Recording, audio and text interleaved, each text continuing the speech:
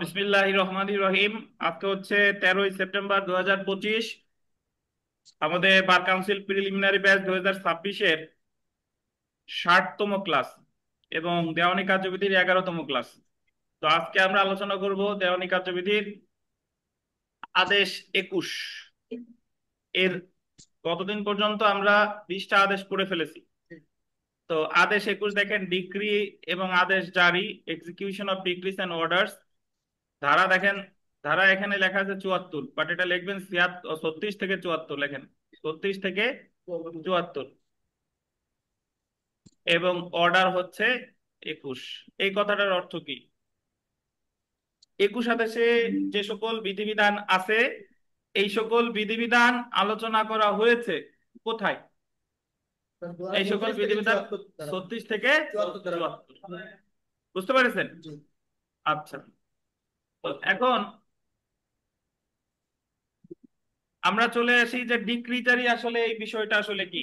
Decree জারি কি দেখেন, একটা দেওয়ানি মামলা দায়ের করে হচ্ছে বাদী।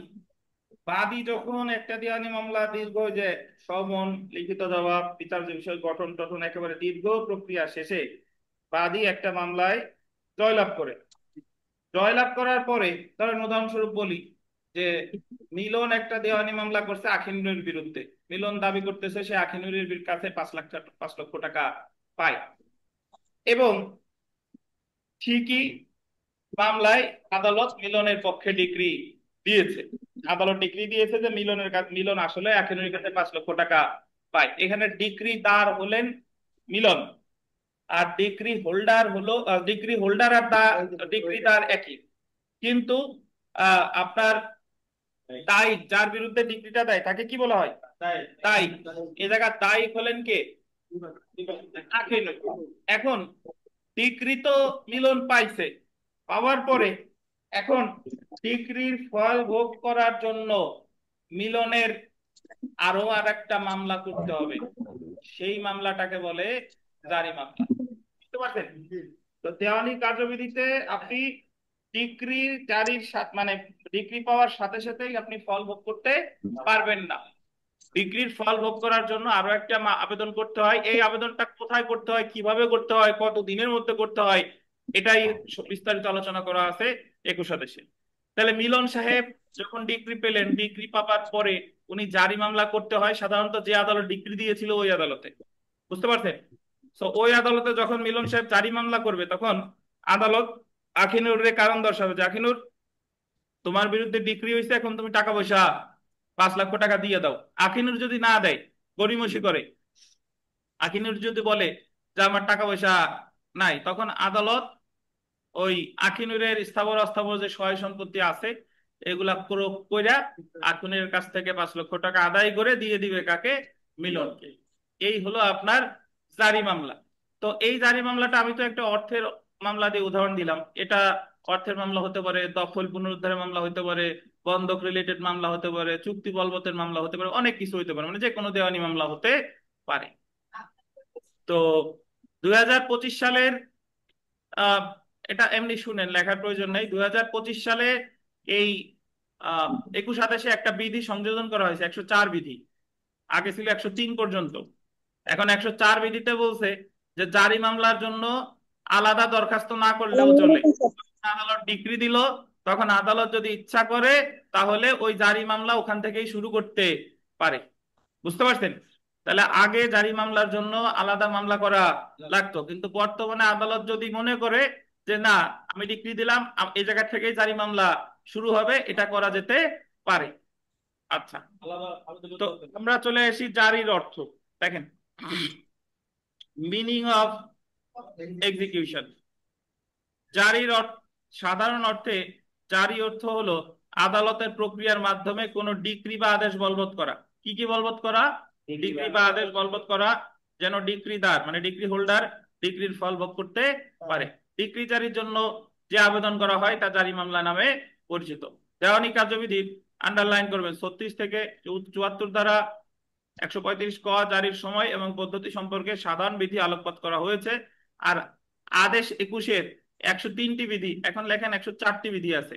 2025-এ আরো একটা বিধি সংযোজন করা হয়েছে সর্বশেষে, সেটা হলো 104 বিধি। আপনাদের বইতে 104 লেখছে? নতুন বইতে লেখা আছে? লেখা নাই, কারণ সব জায়গা উনি সংশোধন করে নাই। দেখেন, তাহলে 104টি বিধি আছে, যেগুলো জারির পদ্ধতি এবং পন্থা বিস্তারিত বিবরণ দিয়েছে। তো প্রথমে আমরা চলে আসি ধারা 38, যে আদালত ডিক্রি জারি করতে পারে। একেবারে খুব সহজে যদি বলি, পড়া ছাড়া, যে আদালত ডিক্রি দিছে সেই আদালতে জারি মামলা করতে হবে, অর্থাৎ কোর্ট অফ ফার্স্ট ইনস্ট্যান্স। আপনাদের মনে আছে কিনা? কোর্ট অফ ফার্স্ট ইনস্ট্যান্স অর্থ কি?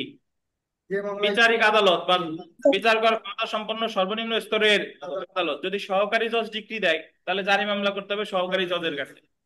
যদি যুগ্ম জেলা জজ ডিক্রি দেয়, জারি মামলা কোথায় করতে হবে? যুগ্ম জেলা জজের কাছে। বুঝছেন? তো 38 ধারা অনুযায়ী একটি ডিগ্রি বলবৎ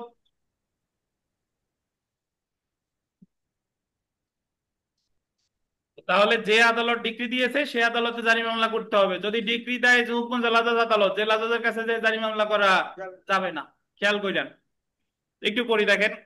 যে আদালত ডিগ্রি প্রদান করেছে সে আদালতে, কিংবা যে আদালত তা জারি করার জন্য প্রেরিত হয়েছে সে আদালতে। এখন আপনি বলতে পারেন, স্যার জারি করার জন্য প্রেরিত হইতে আবার কি? এতক্ষণ বললেন যে যে আদালত ডিগ্রি দিছে, ঠিক আছে, আবার জারি করার জন্য প্রেরিত হইছে, এটার কাহিনী কি? এটার কাহিনী হইলো, ধরেন গোলাম কিবরিয়া সাহেব এর বাড়ি কক্সবাজার, এখন চট্টগ্রাম, সরি। এখন ওনার বিরুদ্ধে গোপালগঞ্জে একটা মামলা হয়েছে। মামলা হওয়ার পরে গোলাম কিবরিয়া সাহেবের বিরুদ্ধে ডিক্রি হয়েছে। এখন গোলাম কিবরিয়া সাহেবের সয় সম্পত্তি বিক্রি করে ওই ডিক্রিটা কাটাই করবে জারিকারক আদালত। এখন ধরেন ডিক্রি দিছিল গোপালগঞ্জের সিনিয়র সহকারী জজ। এখন গোলাম কিবরিয়া তার সিনিয়র সহকারী জজের কাছে জারি মামলাও করছে। করার পরে এখন দেখা গেল যে গোলাম কিবরিয়া সাহেবের গোপালগঞ্জের এই এখতিয়ারের মধ্যে কোনো সহায় সম্পত্তি নাই, সকল সহায় সম্পত্তি আছে চট্টগ্রামের পটিয়াতে। তো সেই ক্ষেত্রে তো ইনি তো আর গোপালগঞ্জের সহকারী জজের এটা পারতেছে না। তাহলে গোপালগঞ্জের সহকারী জজ পাঠাই দিবে চট্টগ্রামের ওই যে পটিয়ার সহকারী জজের কাছে, যে আপনি এই জারি মামলাটা কার্যকর করেন, কিভাবে কি করা যায় ঠিকঠাক করে এটা ডিক্রিটা জারি করে দেন। বুঝতে পেরেছেন? তো তাহলে এই দরজাটা ঠেলে দেন, যে আদালতে তা জারি করার জন্য প্রেরিত হয়েছে সেই আদালত। 37 ধারা অনুযায়ী যে আদালত ডিগ্রি প্রদান করেছে অর্থ হলো, বল দিবেন, প্রথম বা আদি আদালত, কোর্ট অফ ফার্স্ট ইনস্ট্যান্সের বিচারিক আদালত। কোন ডিগ্রি বিচারিক আদালত, আপিল আদালত বা রিভিশন আদালত, যে আদালত কর্তৃকই প্রদত্ত হোক না কেন, এটা আন্ডারলাইন করেন। বিচারিক আদালত, আপিল আদালত বা রিভিশন আদালত, যে আদালত কর্তৃকই প্রদত্ত হোক না কেন, ডিগ্রি জারির আবেদন করতে হবে প্রথম বা আদি আদালতে বা বিচারিক আদালতে যে আদালত ডিগ্রি প্রদান করেছে। এটার একটু ব্যাখ্যা শুনেন। ধরেন শাকিল মামলা, ওই যে মিলনের কথাই বলি, মিলন 5 লক্ষ টাকা পাবে আখিনুরের বিরুদ্ধে। মিলন মামলা করছিল সহকারী জজের কাছে, সহকারী জজ মিলনরে ডিক্রি দেয় নাই। মিলন গিয়ে আপিল করছে জেলা জজের কাছে, জেলা জজ মিলনরে ডিক্রি দেয় নাই। মিলন যে রিভিশন করছে হাইকোর্টে, হাইকোর্ট মিলনের পক্ষে ডিক্রি দিছে। এখন রিভিশন আদালত মিলনরে ডিক্রি দিছে, তাহলে জারি মামলা করবে কোথায়? দেখবে যে বিচারিক আদালত কোনটা ছিল, বিচারিক আদালত কোনটা? সহকারী জজ। তাহলে জারি মামলা করবে কোথায়? সহকারী জজ। বুঝছেন? যদি আপিল আদালত দিত, ধরেন জেলা জজ আদালত মিলনরে ডিক্রি দিছে, তাহলেও জারি মামলা কোথায় করতো? সহকারী জজের কাছে। বুঝছেন? তো জারি মামলা আপনি মনে রাখবেন সর্বদা কোর্ট অফ ফার্স্ট ইনস্ট্যান্সে হইবে, বিচারিক আদালত যে তার কাছে। অন্যদিকে 21 আদেশের 10 বিধিতে বলা হয়েছে ডিক্রি জারির আবেদন করতে হবে কি এটা তানাসুর, আচ্ছা ঠিক আছে। অন্যদিকে 21 আদেশের 10 বিধিতে বলা হয়েছে ডিক্রি জারির আবেদন করতে হবে ডিক্রি দানকারী আদালতে, এই মর্মে নিয়োগকৃত অফিসারের নিকট, যে আদালতে ডিক্রি প্রেরণ করা হয়েছে সেই আদালতে বা কর্মকর্তার নিকট ডিক্রি জারির আবেদন দায়ের করতে হবে। সো আপনি এখানে ওই একই কথা, যে কথাটা বলেছে 38 ধারায় সেই কথাটা বলেছে 21 আদেশের 10 বিধি। সো আপনি একটু লেখেন যে 38 ধারা সমান 21 আদেশের 10 বিধি। 38 ধারা সমান 21 আদেশের 10 বিধি।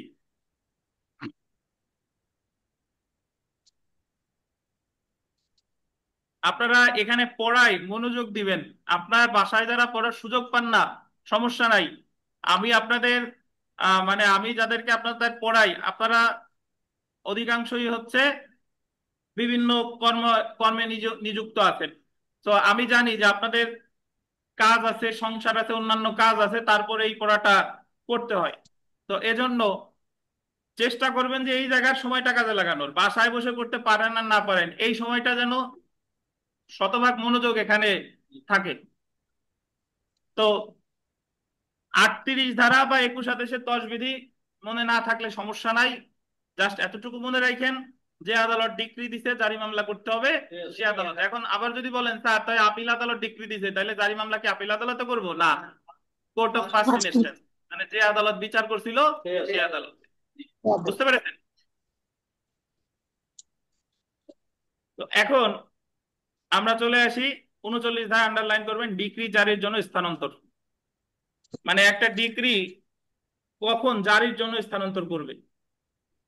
জারি মামলা তো গোপালগঞ্জ সহকারী জজের কাছে করছে, কিন্তু এই জারি মামলাটা কখন স্থানান্তর করবে? দেখেন, এই কথাগুলো বলেছে কত ধারায়? 39 ধারায়। কোন ডিক্রি প্রদানকারী আদালত ডিক্রিদারের গোল দিবেন আবেদন ক্রমে বা নিজের ইচ্ছায়। আবেদনটা করবে কে? ডিক্রিদার, মানে যে ডিক্রিটা পেয়েছে। অথবা কার ইচ্ছায়? আদালতের নিজের ইচ্ছায় উক্ত ডিক্রি বাস্তবায়নের জন্য আদালতে প্রেরণ করতে পারে। তাহলে এখানে প্রশ্ন আসতে পারে এইভাবে, দেখেন, যে ডিক্রি স্থানান্তর করবে না কার আবেদনের ভিত্তিতে? ডিক্রি জারি স্থানান্তর করবে না দায়ীকের। যদি ডিক্রি তার আবেদন করে করতে পারে, যদি আদালত স্বয়ং ইচ্ছা করে করতে পারে, কিন্তু দায়ীকের আবেদনে কিন্তু করবে না। বুঝতে পেরেছেন? আচ্ছা, এখন দেখেন, যার বিরুদ্ধে ডিক্রি প্রদান করা হয়েছে তিনি যদি উক্ত অন্য আদালতের স্থানীয় সীমারেখার স্বেচ্ছায় বসবাস করে কিংবা বসবাস পরিচালনা করে। ওই যে যে কথা বললাম, যে ডিক্রি হয়েছে গোপালগঞ্জে, কিন্তু ওই তাইক বসবাস করে কক্সবাজারে, তাহলে জারি মামলা হবে কোথায়? কক্সবাজারে। কক্সবাজার। বুঝতে পারছেন? আচ্ছা,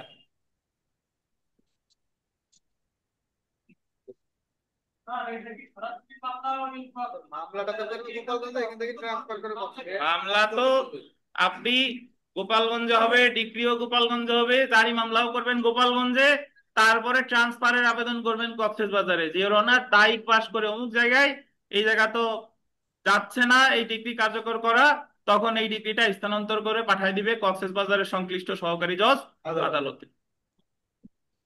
তারপরে দেখেন, যে আদালত ডিক্রি প্রদান করেছে সে আদালতের স্থানীয় এখতিয়ারের মধ্যে ডিক্রির দাবি পূরণের জন্য পর্যাপ্ত সম্পত্তি না থাকলে অন্য আদালতের এখতিয়ারের স্থানীয় সীমায় তার সম্পত্তি থাকে। ওই যে যে কথা বললাম, যে গোপালগঞ্জে ডিক্রি দিছে, দায়িকের 5 লাখ টাকা ডিক্রি, দায়িকের গোপালগঞ্জের মধ্যে সম্পত্তি আছে 1 লাখ টাকার, আর বাকি 4 লাখ আছে কক্সবাজারে। তাহলে এই 1 লাখ টাকা গোপালগঞ্জ থেকে আদায় করবে, অথবা আদায় করার পর বাকিটা পাঠিয়ে দিবে কোথায়? কক্সবাজারে। অথবা যদি তার কক্সবাজারের পুরো সম্পত্তি থাকে, তাহলে সরাসরি কক্সবাজারে পাঠাই দিল, যে অমুক থেকে আদায় করে তারে দেয়া হোক। বুঝতে পারছেন? তারপরে দেখেন, ডিক্রিতে ডিক্রি দানকারী আদালতের এখতিয়ারের স্থানীয় সীমারেখার বাহিরে অবস্থিত স্থাবর সম্পত্তি বিক্রয় বা প্রদানের জন্য নির্দেশ থাকে। এই যে একই কথা, যে ডিক্রিতে বলা আছে যে অমুক জায়গার সম্পত্তি বিক্রয় করতে হবে, কিন্তু অমুক জায়গার সম্পত্তি তো এই যে আদালতে মামলা আছে এই আদালতে নাই। তারপরে দেখেন, ডিক্রি দানকারী অন্য কোনো কারণে ডিক্রিটি অন্য আদালতে প্রেরণ করা প্রয়োজনীয় মনে করলে, এছাড়া অন্য যে কোনো যৌক্তিক কারণে যদি মনে করে যে অমুক জায়গা পাঠাইতে হবে, তাহলে সেটা। বুঝতে পেরেছেন? তো তাহলে আমার মনে রাখতে হবে যে জারি মামলা কখন কখন অমুক অমুক জায়গায় স্থানান্তর করে। কত ধারায় বলছে? 39 ধারা। আপনার 39 ধারা।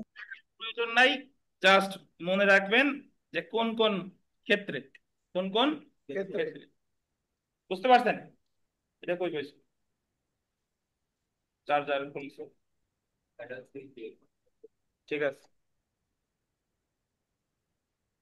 আমরা চলে আসি ডিগ্রি জারির মৌখিক বা লিখিত আবেদন।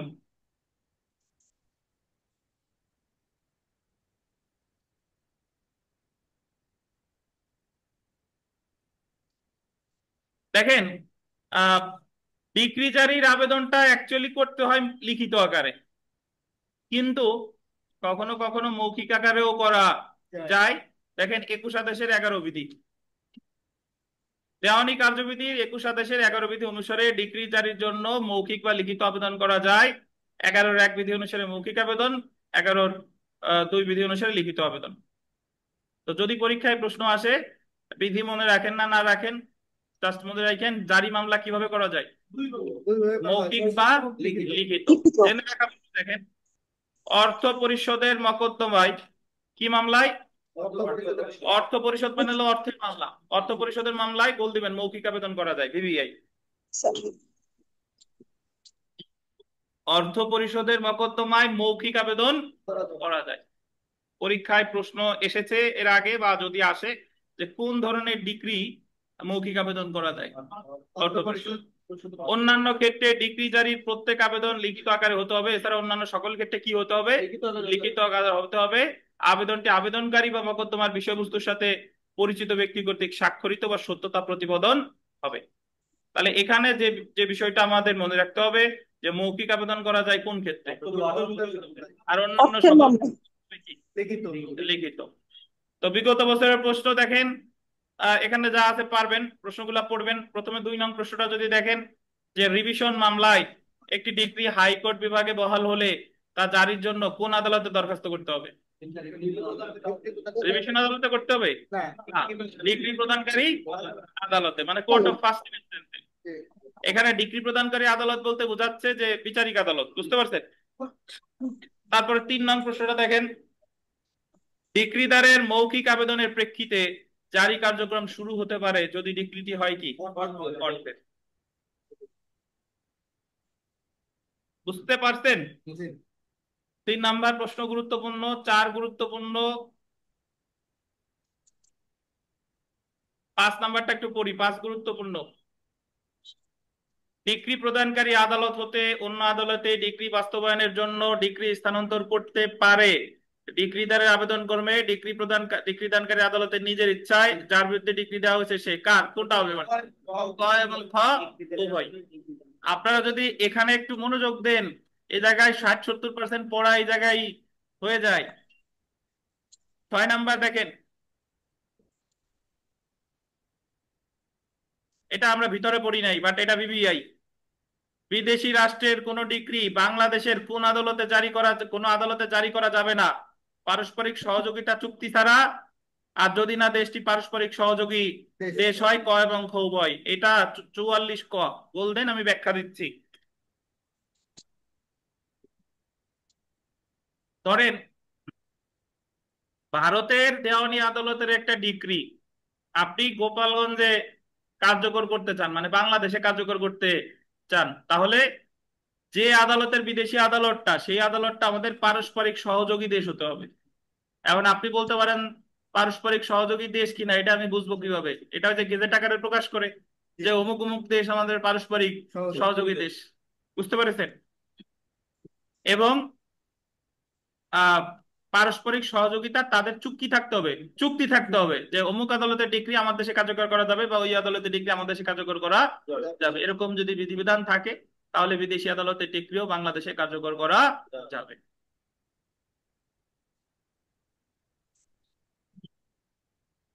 যারা আপনারা ধারা নিয়ে চিন্তিত, ধরেন আমরা দণ্ডবিধি শেষ করে এসেছি, ওখানে অনেক ধারা আছে, দেওয়ানি কার্যবিধিতে ধারা আছে। বাংলাদেশ বার কাউন্সিলে 100টা প্রশ্নের মধ্যে ধরেন ধারা 10টা প্রশ্নও আসে না। তো 10টা আপনি নাই পারলেন, 90টা তো ফ্যাক্ট বেস আসতেছে ওখান থেকে।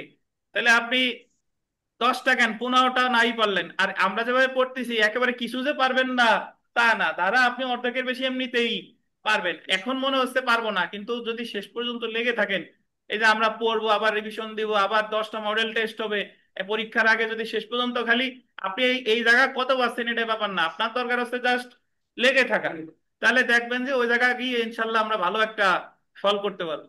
তো এই জন্য ধারা মনে থাকে না যারা বলেন, এটা চিন্তিত হওয়ার কিছু নাই। বরং আপনি পড়লে যদি মনে থাকে, আপনি অস্বাভাবিক। যার পড়লে মনে থাকে না সে একজন সুস্থ স্বাভাবিক মানুষ, আর যার পড়লে মনে থাকে সে স্বাভাবিক না, তার সমস্যা আছে। আচ্ছা,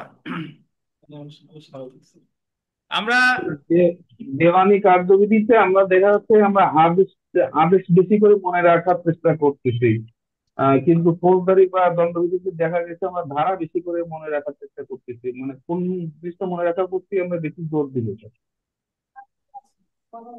আপনার কথা ক্লিয়ার না, কি বলতে চাইলেন লাস্টে একটু বলেন। মানে দেওয়ানি কার্যপদ্ধতিতে আমরা দেখেছি যে আদেশ নাম্বার বা কোন আদেশে কি বলতেছে এটা আমরা মনে রাখার চেষ্টা করতেছি বেশি, কিন্তু দণ্ডবিধি বা ফৌজদারিতে দেখা গেছে যে ধারা কোন ধারাতে কি বলছে এটা আমরা মনে রাখার চেষ্টা করছি বেশি।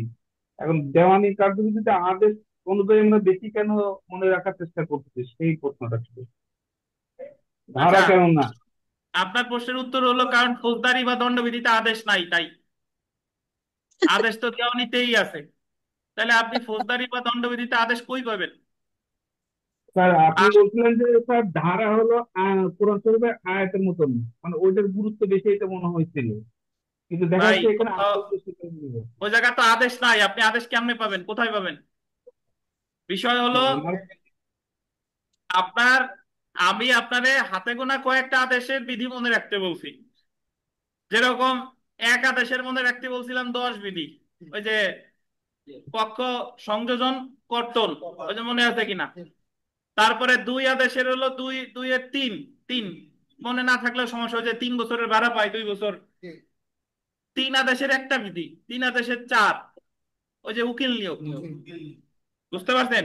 চার আদেশের কোনো বিধি মনে রাখার কথা বলি নাই। পাঁচ আদেশের সাবস্টিটিউটেড সার্ভিস, পাঁচ আদেশের 20, আর মনে রাখতে পারছি পত্রের মাধ্যমে শবন, পাঁচ আদেশের 30। ছয় আদেশের প্লিডিং স্বাক্ষর 14, সত্যাখ্যান 15, কর্তন 16, সংশোধন 17, সময় 18, এই এই কটা বিধি। সাতাদেশের 10 বিধি, সাতাদেশের 10 বিধি আরজি ফেরত, সাতাদেশের 11 আরজি খারিজ। এইটুকু মনে রাখলেই হচ্ছে ইনশাল্লাহ।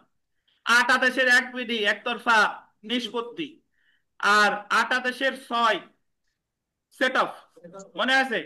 আর মনে রাখতে হবে আট আদেশের 9 আর 10 subsequent pleadings additional written statement. এটা নয় আদেশ তো বাধা বাধা হয়ে গেছে। নয় আদেশের 2, 3, 5, 8, 6, 13, 13 ক, 9, 9 ক, এইটা।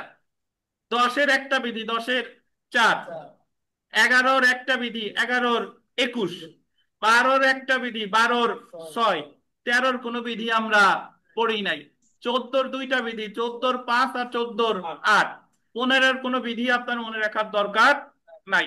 16-র তিনটা বিধি, 16-র 10, 16-র 12, 16-র 20, 17-র একটা বিধি, 17-র 1, 18-র যে বিধিটা মানে মনে রাখতে হবে সেটা হলো 18-র 17 সাক্ষী রিকল, 18-র 18 লোকাল ইন্সপেকশন, আর 18-র 19 টিএইচ এর সময় 120 কার্য দিবস, এলো কথা।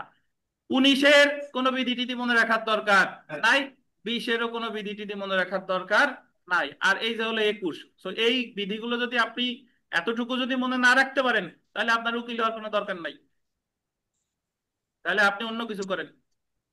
যে হাতে গোনা কয় 2-4টা কথা বলতেছি, আর বাকিগুলো তো আপনার এমনি পড়তে পড়তে মনে থাকবে। এইগুলাও আপনি মনে রাখার প্যারা নিয়েন না, এগুলা আপনার এমনিতেই মনের মধ্যে গেঁথে যাবে।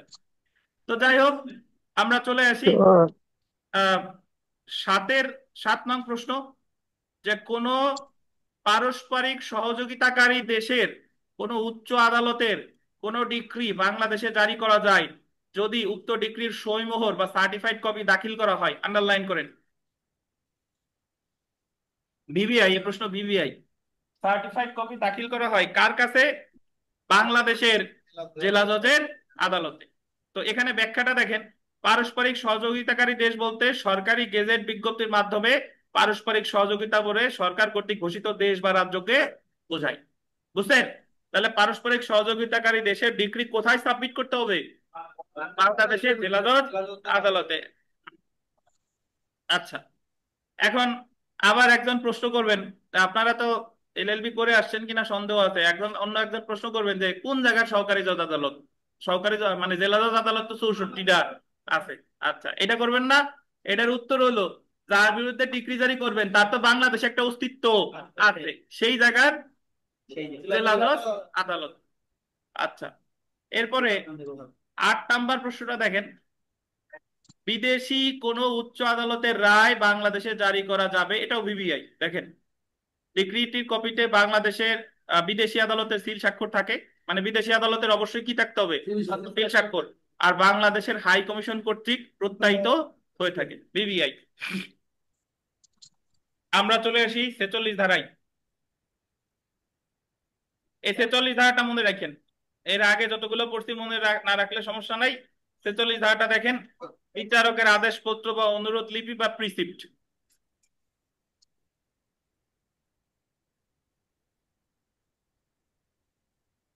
প্রিসিপ্ট হলো যে কাজটা আমি করতে পারতেছি না সেই কাজটা আর একজনের অনুরোধ করতেছি, এটাই প্রিসিপ্ট। গোপালগঞ্জ সহকারী জজের কাছে আহ ডিগ্রি জারি মামলা করছে, আর গোপালগঞ্জ সহকারী জজ ওই জারি মামলাটা মানে জারি কার্যক্রম করতে পারতেছে না, দেখলো যে সকল সয় সম্পত্তি আছে কক্সেস বাজারে। তাহলে কক্সেস বাজারের সহকারী জজরে অনুরোধ করছে যে আপনি এই কক্সেস বাজারের বাইকের সম্পত্তি ক্রোক করে ডিগ্রিটা কার্যকর করে দেন। এই যে যে অনুরোধ লিপি, এটার বলে প্রিসিপ্ট।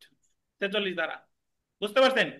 মানে এক জারি আদালত অনুরোধ করতেছে আর এক জারি আদালতে ওই ডিগ্রিটা কার্যকর করতে, এই যে যে অনুরোধটা করতেছে এটারে বলে কি প্রিসিপ্ট। কত ধারা? 46 ধারা।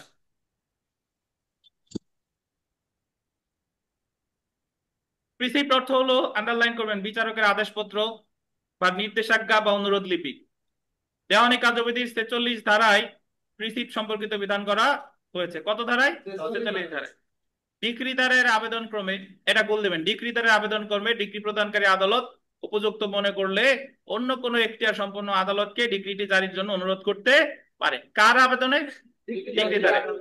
এইরূপ আদালত ডিগ্রি জারি করতে এবং অনুরোধ করতে নির্ধারিত অনুরোধ পত্রে নির্ধারিত দেনাদারের সম্পত্তি ক্রোক করতে পারে। যে আদালতকে অনুরোধ জানানো হয়েছে সে আদালত ডিগ্রি জারির ব্যাপারে সম্পত্তি ক্রোকের নির্ধারিত পদ্ধতি অনুসরণ করে সম্পত্তি ক্রোক করবে। বুঝছেন?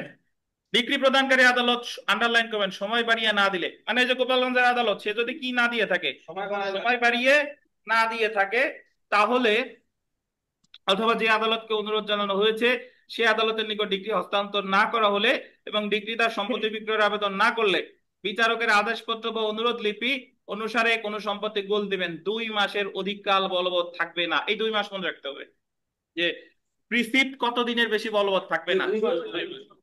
প্রিসিপ্ট আছে কত ধারায়?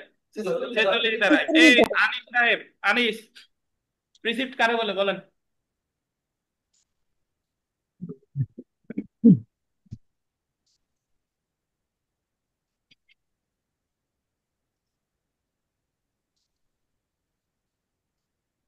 আপনারে একটা কাজ করতে পাঠাইছে, আপনি আবার ওই কাজটা পাঠাইছেন আর একজনকে, আর আপনি যারে পাঠাইছেন, আপনি যে আদেশটা দিচ্ছেন বা অনুরোধ আর একজনকে করতেছেন, এটাই প্রিসিপ্ট। বুঝছেন?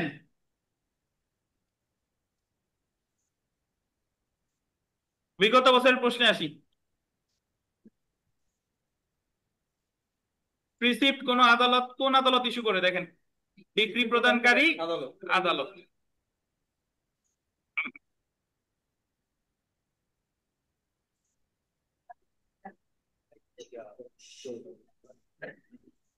আমরা চলে আসি গার্নিশি অর্ডার বা গার্নিশি আদেশ।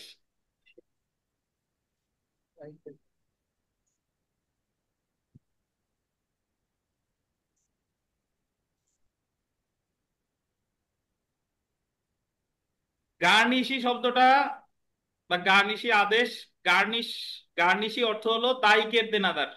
আমার কথা আগে শুনেন, তারপরে আমরা বই পড়বো। সেটা হলো যে দায়িকের দেনাদার মানে দায়িক, আমার দায়িক যিনি, সেই দায়িক আবার আর একজনের কাছে টাকা পায়। এই দায়িক যার কাছে টাকা পায় সে হচ্ছে গার্নিশি। তো কিভাবে, একটু উদাহরণ যদি এইভাবে দেই, ধরেন শাকিল 5 লক্ষ টাকা পাবে আকিনুরের কাছে। শাকিল অর্থের মামলা করছে কোন আদালতে? গোপালগঞ্জ সহকারী জজ আদালতে। বিবাদী কে? আকিনুর। তো শাকিল জয়লাভ করছে, মামলায় জয়লাভ করছে, মানে ডিগ্রি শাকিলের পক্ষে আসছে। তাহলে এখন শাকিল হচ্ছে ডিক্রিদার নাকি? শাকিল এখন কি মামলা করবে? জারি মামলা, এটুক তো বুঝতেন। জারি মামলা ধরেন সে করছেও। এখন শাকিল জানতে পারলো এই এই জারি মামলা তো দায়ী করছে আখিনুর। এখন শাকিল জানতে পারলো যে আখিনুর 5 লক্ষ টাকা পাবে পিপাস বাইনের কাছে। কার কাছে? মানে শাকিলের মামলার যিনি দায়ী সে আবার 5 লক্ষ টাকা পাবে পিপাস বাইনের কাছে। এখন শাকিল ডিক্রি জারিকারক আদালতে আবেদন করছে যে ইওর অনার, আমি তো 5 লাখ টাকা পাই আখিনুরের কাছে, আখিনুর 5 লক্ষ টাকা পাই পিপাস বাইনের কাছে, তাহলে আপনি পিপাস বাইন্ডে নির্দেশ দেন যে পিপাস ওই টাকা আখিনুরে না দিয়ে যেন আমারে দেয়। বুঝছেন? পিপাস ওই টাকা আখিনুরে না দিয়ে যেন আমারে দেয়। তাহলে পিপাসের কাছে টাকা তো পায় তো আখিনুর, পিপাসের কাছে তো শাকিল সরাসরি টাকা পায় না, কিন্তু আখিনুর আবার শাকিলের দায়ী। তো এই ক্ষেত্রে শাকিল জারিকারক আদালতে আবেদন করতে পারে যে আমার দায়িক যার কাছে টাকা পাই সে যেন ওই টাকাটা দায়িককে না দিয়ে সরাসরি আমারে দেয়। এই যে যে পিপাস বাইন এই জায়গা দায়িকের যিনি দায়িক পিপাস বাইন এই জায়গা হলো গার্নিশি, ওনারা বলে গার্নিশি, আর শাকিল বলে গার্নিশার। আপনি এইভাবে মনে রাখবেন, ডিক্রিদার গার্নিশার, ডিক্রিদার যিনি তিনি কি গার্নিশার, আর দায়িকের যিনি দায়িক তারে বলে গার্নিশ, গার্নিশ। বুঝতে পারছেন? তো এই যে যে দায়িকের দায়িক তারে বলে গার্নিশি, আর যিনি ডিক্রিদার তারে কি বলে গার্নিশার। তো এইটারই বলে গার্নিশি অর্ডার। এই যে আদালত যদি এরকম কোন আদেশ দেয় সেটারে বলে গার্নিশি অর্ডার। তো আমরা পড়ি, আরো ভালো বুঝবেন। দেখেন এখন আমারও গার্নিশি খুঁজতে হবে, কারণ যারা যারা কোর্স ফি দেন না দেখতে হবে যে গার্নিশি কে কে আছে। আগে দেখে যাইয়া দেখেন, গার্নিশি বা গার্নিশি অর্থ হলো দায়িকের দেনাদার। জাজমেন্ট ডেটরস ডেটর, এখানে কেউ ডেপ্টর পড়বেন না, এটার উচ্চারণ হবে কি ডেটর, ডেটর। আবার ডেটল বলেন না কেউ, স্যাভলন ডেটল সেই জিনিস না। গার্নিশি হলো এমন যে দায়িককে ঋণ পরিশোধ করতে দায়ী বা দায়িককে গোল দিবেন কোনো অস্থাবর সম্পত্তি অর্পণ করতে দায়ী। সো এখানে একটা খুবই গুরুত্বপূর্ণ বিষয় যে গার্নিশি আদেশ কোন ধরনের সম্পত্তির ক্ষেত্রে দেওয়া যাবে? অস্থাবর সম্পত্তি। স্থাবরের ক্ষেত্রে কিন্তু প্রযোজ্য নয়। গার্নিশি আদেশ হলো ডিক্রি জারিকারী আদালত কর্তৃক প্রদত্ত এমন একটি আদেশ যেখানে গার্নিশিকে আদেশ দেওয়া হয় সেজন্য দায়িককে, আন্ডারলাইন করবেন, অর্থ পরিশোধ না করে, কারণ দায়িক বা গার্নিশার বা ডিক্রিদারের নিকট ঋণ। বলতেছে গার্নিশি রে তুমি দায়িক রে দিও না, এ টাকা দিবা গার্নিশার রে, মানে ডিক্রিদার রে। বুঝছেন? দেওয়ানি কার্যবিধি 1908-এর 21 আদেশের 46A থেকে 46H বলতেন, 46A থেকে 46H পর্যন্ত গার্নিশি সম্পর্কিত বিধান করা হয়েছে। তো এখানে একটু আপনি লিখতে পারেন যে ডিক্রিদার গার্নিশার, ডিক্রিদার সমান সমান গার্নিশার।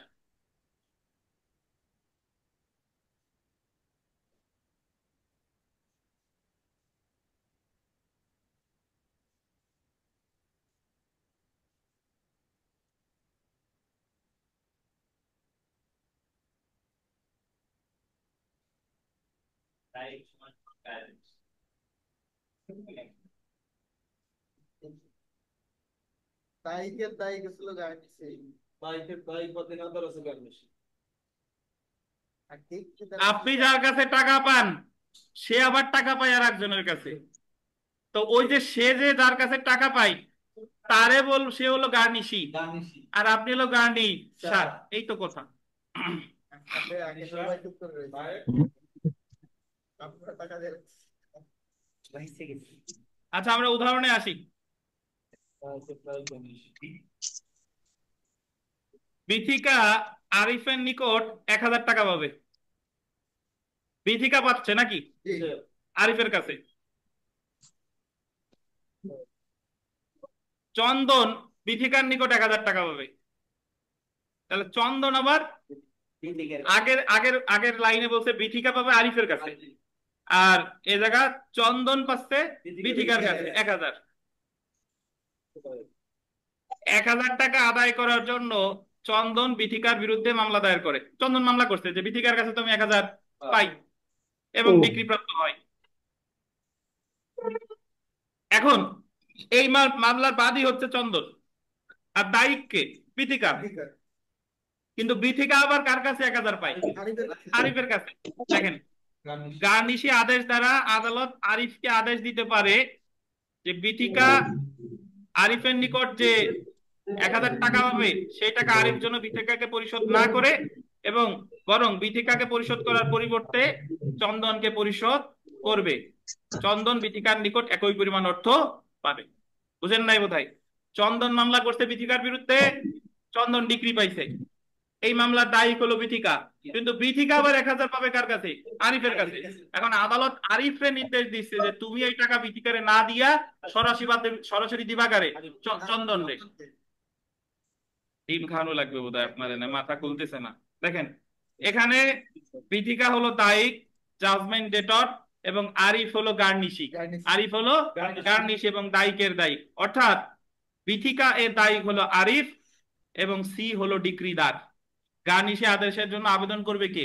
ডিক্রিদার। আর ডিক্রিদার সমান সমান গার্নিশার, আর দায়িকের যিনি দায়িক তারে বলে কি? গার্নিশি। গার্নিশি।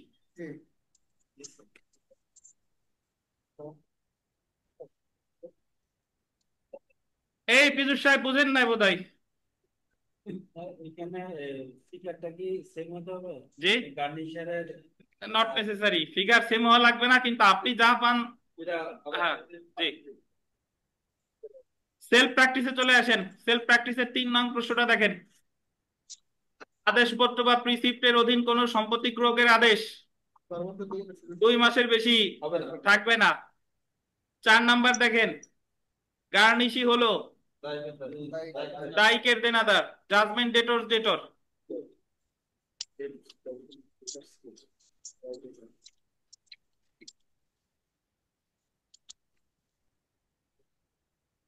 আমাদের একটু 2-3 মিনিট বিরতি, তারপরে আবার শুরু করবো ইনশাল্লাহ। দেখেন,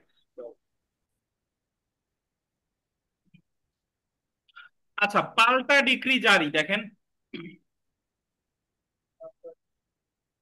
তার আগে অনলাইন অফলাইনে আপনারা যারা আছেন, আপনারা কি গার্নিশি অর্ডার বুঝতে পারেন না এরকম কেউ আছেন কিনা? দয়া করে জানান। গার্নিশি আদেশ, এই লিলি আপনি বুঝতেন কিন্তু বুঝাইতে পারবেন না। জয়দীপ, গার্নিশি বুঝতেন? আচ্ছা বলেন তো কি বুঝতেন, একটা ছোট্ট উদাহরণ দেন তো। আমি টাকা পাবো স্মেল বেরিয়েছে। হ্যাঁ, এখন কোর্ট আমাকে ডিগ্রি দিচ্ছে। এবার আমি জানি যে ওই বিমল সাহেবের কাছে ওই ইসমাইল ভাই টাকা পায়। জি, এইবার আমি কোর্টে বললাম যে স্যার ওই ইসমাইল ভাই বিমল সাহেবের কাছে টাকা পায়, হ্যাঁ, ওই টাকাটা স্যার আমাকে দেয়া। দেয়া হোক। এ জায়গায় গার্নিশি কে?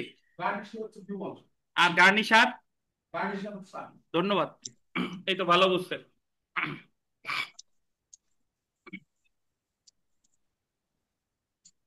আমরা চলে আসি পাল্টা ডিক্রি জারি বা ডিক্রির অধীন পাল্টা দাবি, cross claims under cross decree.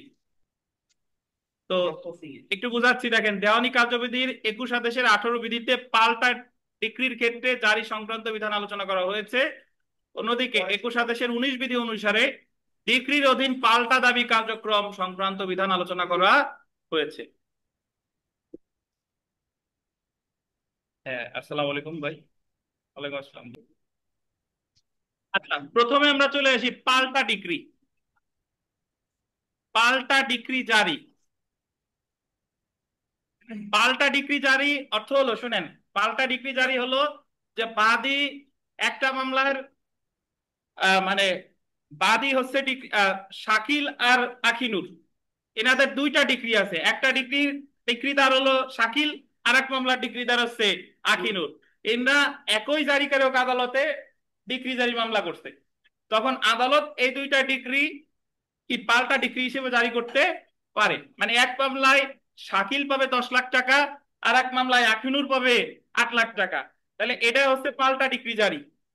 এই যে পড়ি, দেখেন, দেওয়ানি কার্যবিধির 21 আদেশের 18 বিধিতে বিধান করা হয়েছে, বল দিবেন, অর্থ পরিশোধের জন্য পাল্টা ডিক্রি একে অপরকে পারস্পরিক দায় শোধ করতে হবে। কিসের জন্য? অর্থ পরিশোধের জন্য। 21 18 বিধির অধীন পাল্টা ডিক্রিতে জারির বিধান প্রযোজ্য হতে হলে নিম্নলিখিত শর্ত পূরণ হতে হবে। তাইলে আমরা এতটুকু বুঝলাম যে পাল্টা ডিক্রি জারি এটা শুধুমাত্র কোন ধরনের ডিক্রি? অর্থ পরিষদের ডিক্রি। আচ্ছা, পাল্টা ডিক্রিটি এই যে দেখেন, 2 অঙ্কের টাকা পরিশোধের জন্য একই পক্ষগণের মধ্যে প্রদত্ত হতে হবে, অর্থাৎ অর্থের পরিমাণ অবশ্যই নির্দিষ্ট হতে হবে। 2 অঙ্ক মানে হলো একটা মামলার বাদী হচ্ছে শাকিল, বিবাদী হচ্ছে আখিনুর, আর একটা মামলার বাদী হচ্ছে আখিনুর, বিবাদী হচ্ছে শাকিল। এরা একজন আরেকজনের কাছে টাকা পায় 2 মামলায়, বুঝতে পারছেন? তো এক মামলায় জয়লাভ করে শাকিল জারি মামলা করছে, আর এক মামলায় আখিনুর জয়লাভ করে জারি মামলা করছে। আচ্ছা, তারপরে দেখেন পৃথক পৃথক মকদ্দমায় ডিক্রিগুলো প্রদত্ত হতে হবে। এই ডিক্রিগুলো হতে হবে অবশ্যই কি মামলায়? মানে একই মামলায় না, সেট অফের আবেদন করে নাই। ওই যে সেট অফ তো একই মামলায় দাবি করে, এটা হচ্ছে পৃথক পৃথক মামলায়। এই যে দেখেন গ নাম্বার, এক মকদ্দমার ডিক্রিদার অন্য মকদ্দমার দায়ী হতে হবে। দেখছেন, প্রত্যেক প্রত্যেক পক্ষ উভয় মকদ্দমায় একই বৈশিষ্ট্য পূরণ করবে, উভয় মামলায় একই বৈশিষ্ট্য পূরণ করবে, একই সময় এবং একই আদালত দ্বারা উভয় ডিক্রি জারিযোগ্য হতে হবে। উভয় ডিক্রি জারির জন্য আদালতে আবেদন দাখিল করতে হবে। তো আমরা উদাহরণে চলে আসি। দেখেন যে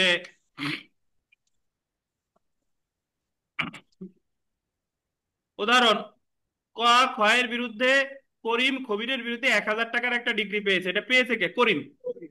খবির করিমের বিরুদ্ধে এই মর্মে একটি ডিগ্রি পেয়েছে যে কোনো ভবিষ্যৎ তারিখে করিম মাল সরবরাহ করতে ব্যর্থ হলে খবির করিমের নিকট 1000 টাকা আদায় করতে পারবে। মানে উভয়ের বিরুদ্ধে একটা ডিগ্রি পাইছে, কত টাকার?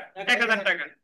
এই ক্ষেত্রে খবির তার অনুকূলে প্রদত্ত ডিগ্রিটি পাল্টা ডিগ্রি হিসেবে দাবি করতে পারে না, কারণ উভয় ডিগ্রি একই আদালত দ্বারা একই সময় জারিযোগ্য না। এখন এই জায়গা বলতেছে এটা পাল্টা ডিগ্রি হবে না, কারণ ওই দুইটা কিন্তু একই নেচারের না। যদি ভবিষ্যতে কার্যকর হবে, যদি দুইটা একই নেচারের হতো তাহলে পাল্টা ডিগ্রি দ্বারা কার্যকর হতো। সো আপনি জাস্ট মনে রাখেন, এটাও অর্থের মামলা, এটাও অর্থের মামলা, এই মামলার বাদী ওই মামলার বিবাদী, আবার ওই মামলার বিবাদ এটা এটা আর কি মোটামুটি। ওই যে একটু আগে যে উদাহরণ দিলাম যে শাকিল 5 লাখ টাকা পাবে আখিনুরের কাছে, শাকিল ডিগ্রি প্রাপ্ত হয়েছে। আবার আখিনুর একটা মামলা করছিল যে 6 লাখ টাকা পাবে শাকিলের কাছে, আখিনুর ডিগ্রি প্রাপ্ত হয়েছে। তাহলে উভয়ে তো জারি মামলা করছে, তখন এটার বলে পাল্টা ডিগ্রি জারি। কি মামলা হতে হবে? অর্থের মামলা। আমরা চলে আসি ডিক্রির অধীন পাল্টা দাবি,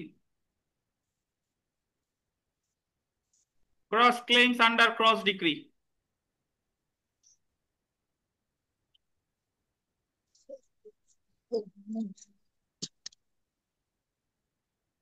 একটু পড়ি তারপর ব্যাখ্যা দিই। দেখেন, দেওয়ানি কার্যবিধির 21 আদেশের 19 বিধিতে ডিক্রির অধীন পাল্টা দাবি জারি, execution in case of cross claims under same decree.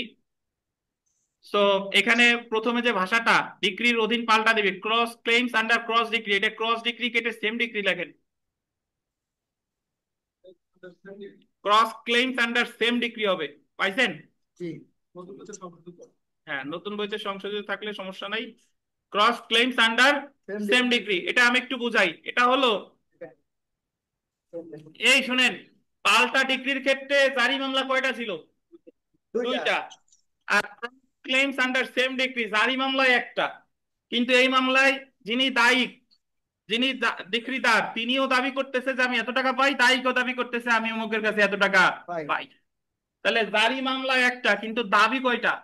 2টা। এই যে এই কারণে বলছে ক্রস ক্লেমস, মানে পাল্টা দাবি আন্ডার সেম ডিক্রি, একই ডিক্রির অধীন পাল্টা দাবি। তো 19 বিধিতে বলা হয়েছে যদি একই ডিক্রির অধীন পাল্টা দাবিতে, এই যে দেখছেন, একই ডিক্রির অধীন পাল্টা দাবিতে 2টি অঙ্ক সমান হয়, তাহলে প্রত্যেক দাবির সন্তোষ সাধন ডিক্রিতে লিপিবদ্ধ করতে হবে এবং কোনো পক্ষকে ডিক্রি জারি গ্রহণ করার অনুমতি দেওয়া যাবে না যদি 2টি অঙ্ক অসমান হয়। মানে বাদী পায় এত টাকা, বিবাদী পায় এত টাকা, কম বেশি আছে, তাহলে যে পক্ষ বেশি অর্থ পাওয়ার অধিকারী উক্ত পক্ষ অবশিষ্ট অর্থের জন্য ডিক্রি জারি গ্রহণ করতে পারে। তো আপনি এখানে জাস্ট এতটুকু মনে রাখেন যে পাল্টা ডিক্রি শুধুমাত্র অর্থের মামলায় 21 আদেশের 18 বিধি, আর পাল্টা দাবি একই ডিক্রির অধীন 21 আদেশের কত? 19 বিধি। এটা তো অনেকটা সেটআপের মতো। কোনটা ধরতেছে না? পরেরটা। আচ্ছা, পরেরটা হলো, আমি উদাহরণ দিই, ধরেন যে আপনি গিয়ে মামলা করতে, জারি মামলা, শাকিল 5 লক্ষ টাকা পাবে, শাকিল 5 লক্ষ টাকা পাবে। এখন শাকিল ডিগ্রি পাইছে আফিনুরের বিরুদ্ধে, শাকিল গিয়ে জারি মামলা করছে, জারি মামলা করছে, 5 লক্ষ টাকা পাবে। এখন জারি মামলায় আইসা আফিনুর বলতেছে যে আমিও শাকিলের কাছে 3 লক্ষ টাকা পাবো, অনেকটা সেট অফের মতো, হ্যাঁ, বুঝছেন? তাহলে আদালত যদি দেখে যে আকিনুর 3 লক্ষ টাকা পাবে, তাহলে 5-এর 3 বাদ দিয়ে আর বেশি পাচ্ছে কত? 2, তাহলে 2 লাখ টাকার জন্য জারি মামলা করতে পারবে। কার্যক্রম গ্রহণ করবে, বুঝছেন?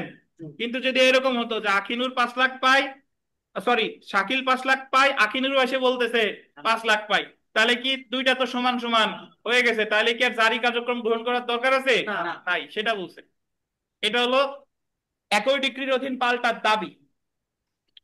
আর হ্যাঁ, আর পাল্টা ডিক্রি হলো যে আখিনুরও জারি মামলা করছে, শাকিলও জারি মামলা করছে, দুইটাই অর্থের মামলা, অর্থের ডিক্রি জারি।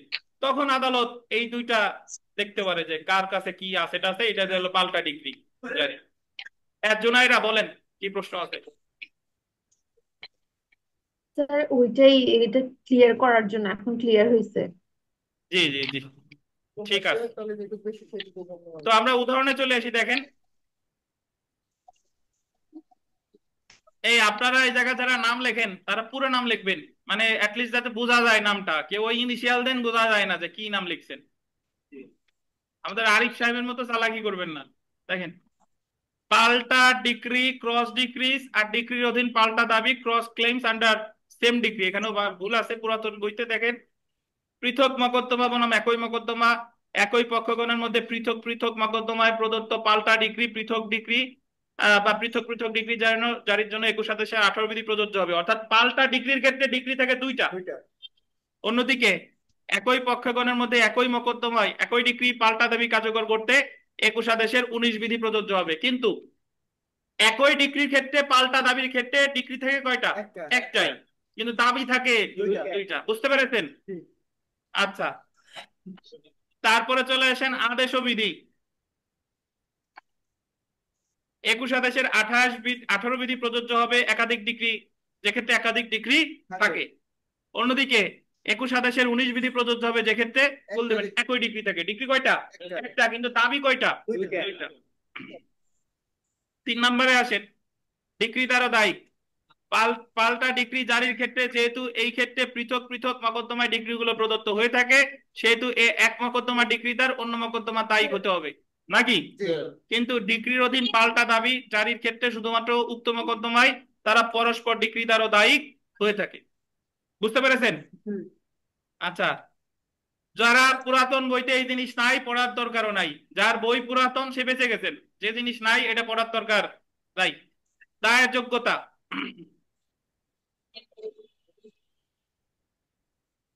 পৃথক মকদ্দমায় পাল্টা ডিগ্রি জারির ক্ষেত্রে 21/18 বিধি প্রযোজ্য হবে যদি উক্ত পাল্টা ডিগ্রি একই আদালত কর্তৃক একই সময় জারিযোগ্য হয়। অন্যদিকে একই ডিগ্রির অধীন পাল্টা দাবি যে আদালতে ডিগ্রি জারি আবেদন করেছে সেই আদালতে উক্ত পাল্টা দাবি কার্যকর করতে আবেদন করতে হবে। ঘুরাই ফিরাই একই কথা, জাস্ট মনে রাখবেন দুইটা ডিগ্রি হলে পাল্টা ডিগ্রি, আর একটা ডিগ্রির মধ্যে উভয় দাবি করছে, এটা হলো একই ডিগ্রির অধীন পাল্টা দাবি। এ হলো কথা।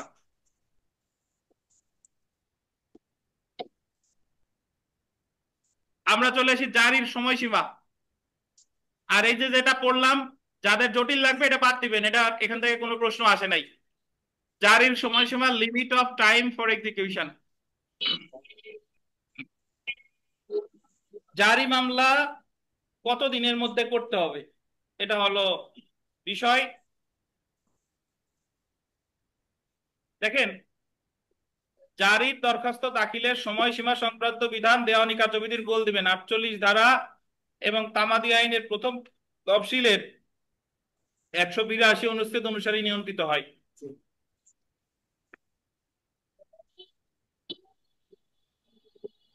তাহলে খেয়াল করেন, জারি মামলার সময়সীমা কোথায় বলেছে? দেওয়ানি কার্যবিধির কত ধারা? ৪৮ ধারা তামাদি আইনের কত অনুচ্ছেদ? ১৮২ অনুচ্ছেদ।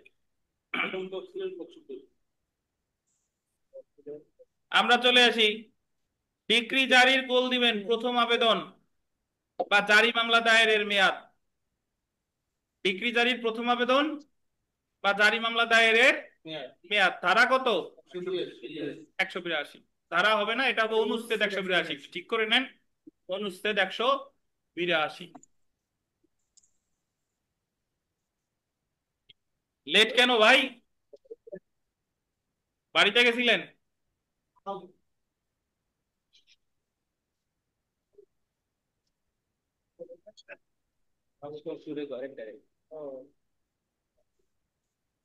আচ্ছা, এখন দেখেন ডিক্রি জারির প্রথম আবেদন ফার্স্ট অ্যাপ্লিকেশন বা জারি মামলা মূলত একই বিষয়। কি কি একই বিষয়? যদি বলে জারি মামলা এটাও যা, আর ফার্স্ট অ্যাপ্লিকেশন প্রথম দরখাস্ত তাই। তামাদি আইনের ১৮২ অনুচ্ছেদের অধীন ডিক্রি জারির তামাদি মেয়াদ বা জারি মামলার তামাদি বা ডিক্রি জারির প্রথম আবেদন দাখিলের তামাদি মেয়াদ ৩ বছর। খেয়াল করেন, ৩ বছর গোল্ডেন। এখানে বলতেছে যে আপনি যখন ডিক্রি পাবেন যে কোনো মামলায় আপনাকে জারি মামলা করতে হবে বা প্রথম দরখাস্ত করতে হবে। জারি মামলাও যা, প্রথম দরখাস্ত এই কতদিনের মধ্যে? ৩ বছর। কোথায় বলা হয়েছে? তামাদি আইনের ১৮২, অর্থাৎ হ্যাঁ হ্যাঁ শাকিল ৫ লক্ষ টাকা ডিক্রি পাইছে, এখন জারি মামলা করতে হবে ডিক্রি পাওয়ার কতদিনের মধ্যে? ৩ বছরের মধ্যে। এটারে জারি মামলাও বলে, এটারে প্রথম দরখাস্ত বলে। তামাদি আইনের কত অনুচ্ছেদ? ১৮২। অর্থাৎ ডিক্রি প্রদানের তারিখ হতে ৩ বছরের মধ্যে ডিক্রিদার ডিক্রি জারি মামলা করবে বা ডিক্রি জারির প্রথম আবেদন করবে। অর্থাৎ জারি মামলা দায়েরের তামাদি মেয়াদ কত বছর? ৩ বছর। বুঝছেন না এতটুকু? এখন আমরা চলে আসি, এখানে একটু লিখে রাখেন, এই জায়গায় লিখে রাখেন যে ডিক্রিটি নিবন্ধিত হলে ৬ বছর। একটু লিখে রাখেন, ডিক্রিটি নিবন্ধিত হলে মানে রেজিস্ট্রেশন করা হইলে, ডিক্রিটি নিবন্ধিত হইলে ৬ বছর। হ্যাঁ, ওটাও ১৮২তেই বলছে।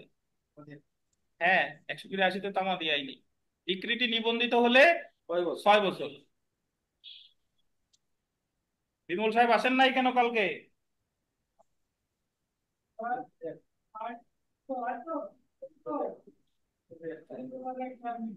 কি পুজো? কি পুজো? দুর্গা?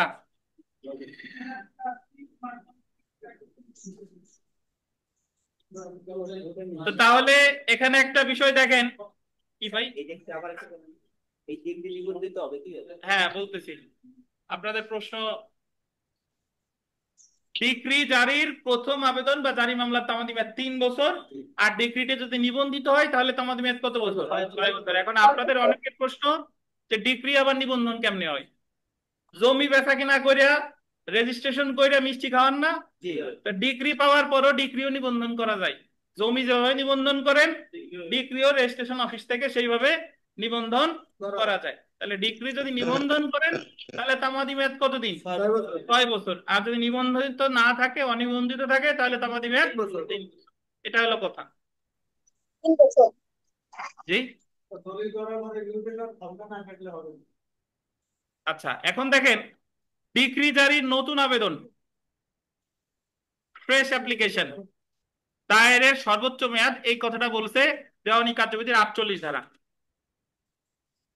দেওয়ানি কার্যবিধির ৪৮ ধারা ডিক্রি জারির নতুন আবেদন দাখিল করার সর্বোচ্চ মেয়াদ উল্লেখ নির্ধারণ করে দিয়েছে। ৪৮ ধারা অনুযায়ী ডিক্রি জারির নতুন আবেদন দাখিল করার সর্বোচ্চ মেয়াদ গোল দিবেন ১২ বছর।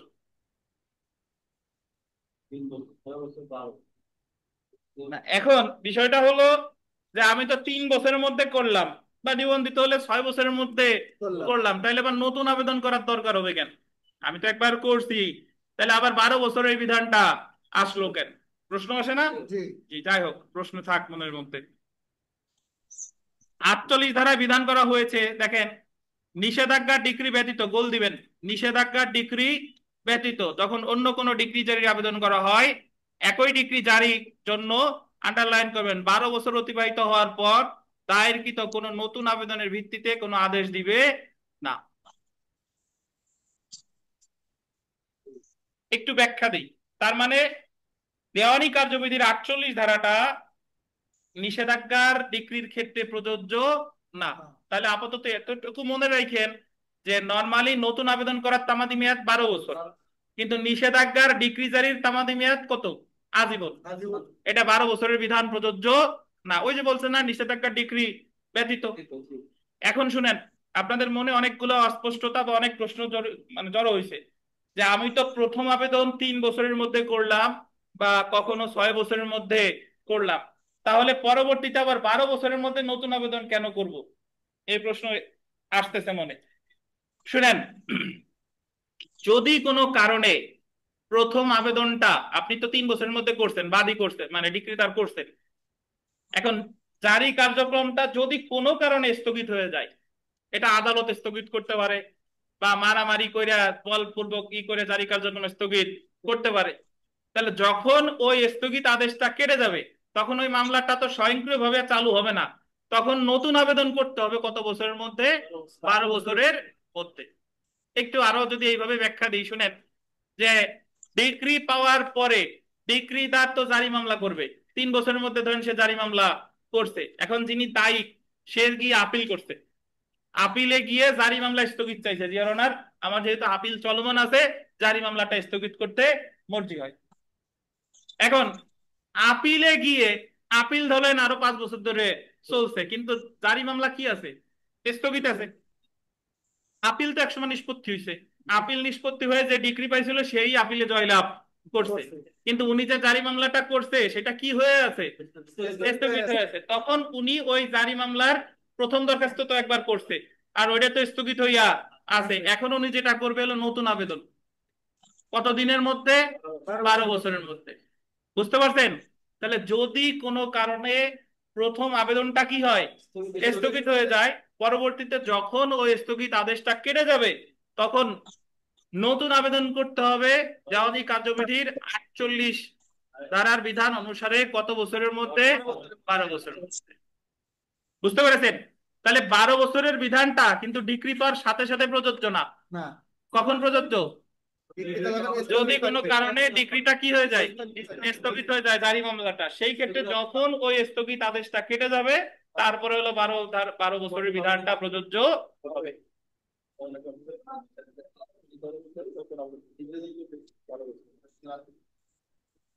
বুঝেন নাই? এবং এই 12 বছরের বিধানটা কোন ডিক্রির ক্ষেত্রে প্রযোজ্য না? নিষেধাজ্ঞা ডিক্রির ক্ষেত্রে প্রযোজ্য না। এখন যদি কেউ বলেন নিষেধাজ্ঞা ডিক্রির ক্ষেত্রে কেন প্রযোজ্য না, সেই ব্যাখ্যাও দেওয়া যায়, কিন্তু আপনারা একটু দেই শুনেন। সেটা হলো যে নিষেধাজ্ঞার মামলা কখন করে? নিষেধাজ্ঞার মামলা করে আপনার একজন বেদখলের হুমকি দিছে, এখন আপনি বেদখল যাতে না হন সেই মর্মে স্থায়ী নিষেধাজ্ঞার মামলা করছে। স্থায়ী নিষেধাজ্ঞার মামলা করার পরে বাদী ধরেন জয়লাভ করছে, তার মানে বিবাদীরে বলছে যে তুমি এর কোনোদিনই বেদখল করবে না। এটাই তো ডিক্রির মূল কথা। এখন স্থায়ী নিষেধাজ্ঞার ডিক্রি জারি মামলা করে লাগে না, সাধারণত লাগে না, বাট পরে লাগে যদি কেউ স্থায়ী নিষেধাজ্ঞার ডিক্রিটা ভঙ্গ করে। ধরেন 12 বছর ধরে সে বেদখল করে নাই, 13 বছর ধরে করে নাই, 20 বছর করে নাই, 20 বছরের পরে এসে আমার বেদখল করছে, কিন্তু ডিক্রি তো আমার আছে। তো সেই ক্ষেত্রে তখন যে আমি জারি মামলা করবো যে আমার বেদখল করছে। ইভেন 50 বছর পরেও বেদখল করতে পারে। আর স্থায়ী নিষেধাজ্ঞার ডিগ্রি কার্যকারিতা তো আজীবন। তো এজন্য স্থায়ী নিষেধাজ্ঞার ডিক্রির ক্ষেত্রে 48 ধারার বিধান প্রযোজ্য হবে না। আবার বলি, ডিক্রি জারির নতুন আবেদন করতে হবে 3 বছর বা 6 বছর, তামাদি আইনের কত? 182 অনুযায়ী। আর যখন এই জারি মামলাটা যে কোনো কারণে হোক স্থগিত হয়েছে, বাধাগ্রস্ত হয়েছে, তারপরে যখন এই স্থগিত আদেশ বা বাধাগ্রস্ততা কেটে যাবে, তখন নতুন আবেদন করতে হবে দেওয়ানি কার্যবিধির 48 ধারা অনুসারে কত বছরের মধ্যে? কথা শেষ। আচ্ছা, তো এখন দেখেন, এই যে দেখেন যে তামাদি আইনের 182 অনুচ্ছেদ অনুসারে ডিক্রি প্রদানের তারিখ হতে 3 বছরের মধ্যে জারি প্রথম বা জারি মামলা দায়ের করতে হবে। 3 বছরের মধ্যে জারি মামলা দায়ের করার পর পরবর্তীতে 12 বছরের মধ্যে ডিক্রিদার উক্ত একই ডিক্রির জন্য যে কোনো সংখ্যক গোল দিবেন নতুন আবেদন বা ফ্রেশ অ্যাপ্লিকেশন দায়ের করতে পারে। এখানে দুইটা শব্দ, প্রথম আবেদন বা জারি মামলা বললে 182 অনুচ্ছেদ, আর নতুন আবেদন ফ্রেশ অ্যাপ্লিকেশন বললে 48 ধারা। 12 বছর পর দায়েরকৃত ডিক্রি জারি কোনো নতুন আবেদনের ভিত্তিতে আদালত কোনো আদেশ দিবে না। তাহলে প্রথমে কি 12 বছর প্রযোজ্য? না প্রথমে কিন্তু 12 বছর প্রযোজ্য না। তাহলে আমরা এখানে একটা ব্যতিক্রম দেখি। ব্যতিক্রম, ডিক্রি জারির দরখাস্ত দাখিলের সময়সীমা সংক্রান্ত 48 ধারায় বর্ণিত বিধানের নিম্নলিখিত ব্যতিক্রম আছে। এই ক্ষেত্রে ডিক্রি জারির জন্য 48 ধারায় উল্লেখিত সর্বোচ্চ মেয়াদের বিধান প্রযোজ্য হবে না এবং 12 বছর পরেও ডিক্রি জারি নতুন দরখাস্ত দাখিল করা যাবে। 12 বছর পরেও যাবে, বুঝছেন? কখন? এই যে দেখেন, যে ক্ষেত্রে দেনাদার জাজমেন্ট ডেটার প্রবঞ্চনা কিংবা শক্তি প্রয়োগের দ্বারা ডিক্রি জারিতে বাধা প্রদান করে। যে ক্ষেত্রে ডিক্রি জারিতে বাধা করছিল প্রবঞ্চনা বা প্রতারণা দ্বারা বা শক্তি প্রয়োগ দ্বারা, যে আমারে ভয় ভীতি দেখায় আমার জারি মামলা করা থেকে বিরত রাখছে, যাইতেই দেয় নাই, তাহলে সেই ক্ষেত্রে 12 বছর পরেও করা যাবে। আর একটা হলো দেখেন যে জারির আবেদনটি নিষেধাজ্ঞা ডিক্রি জারি সংক্রান্ত হলে, নিষেধাজ্ঞার ডিক্রি হলে কখন করা যাবে? নিষেধাজ্ঞার ডিক্রি হলে সারা জীবন করা সারা জীবন করা যাবে। যাবে। এক্ষেত্রে 12 বছরের বিধান প্রযোজ্য না। না। এরপর থেকে এই জায়গায় অনেক ইয়া আছে, এগুলা পড়বো না। ডিক্রি জারির প্রথম আবেদন নতুন আবেদন পার্থক্য, এটা পড়বো না। দুইটি ডিক্রি জারি দরখাস্তের মধ্যে 3 বছরের বেশি আবেদন হবে না, এটা পড়বো না। উদাহরণও পড়বো না। ডিক্রির সত্যায়িত কপি নিবন্ধিত হলে এটা পড়বো। দেখেন এই জায়গায় আসেন,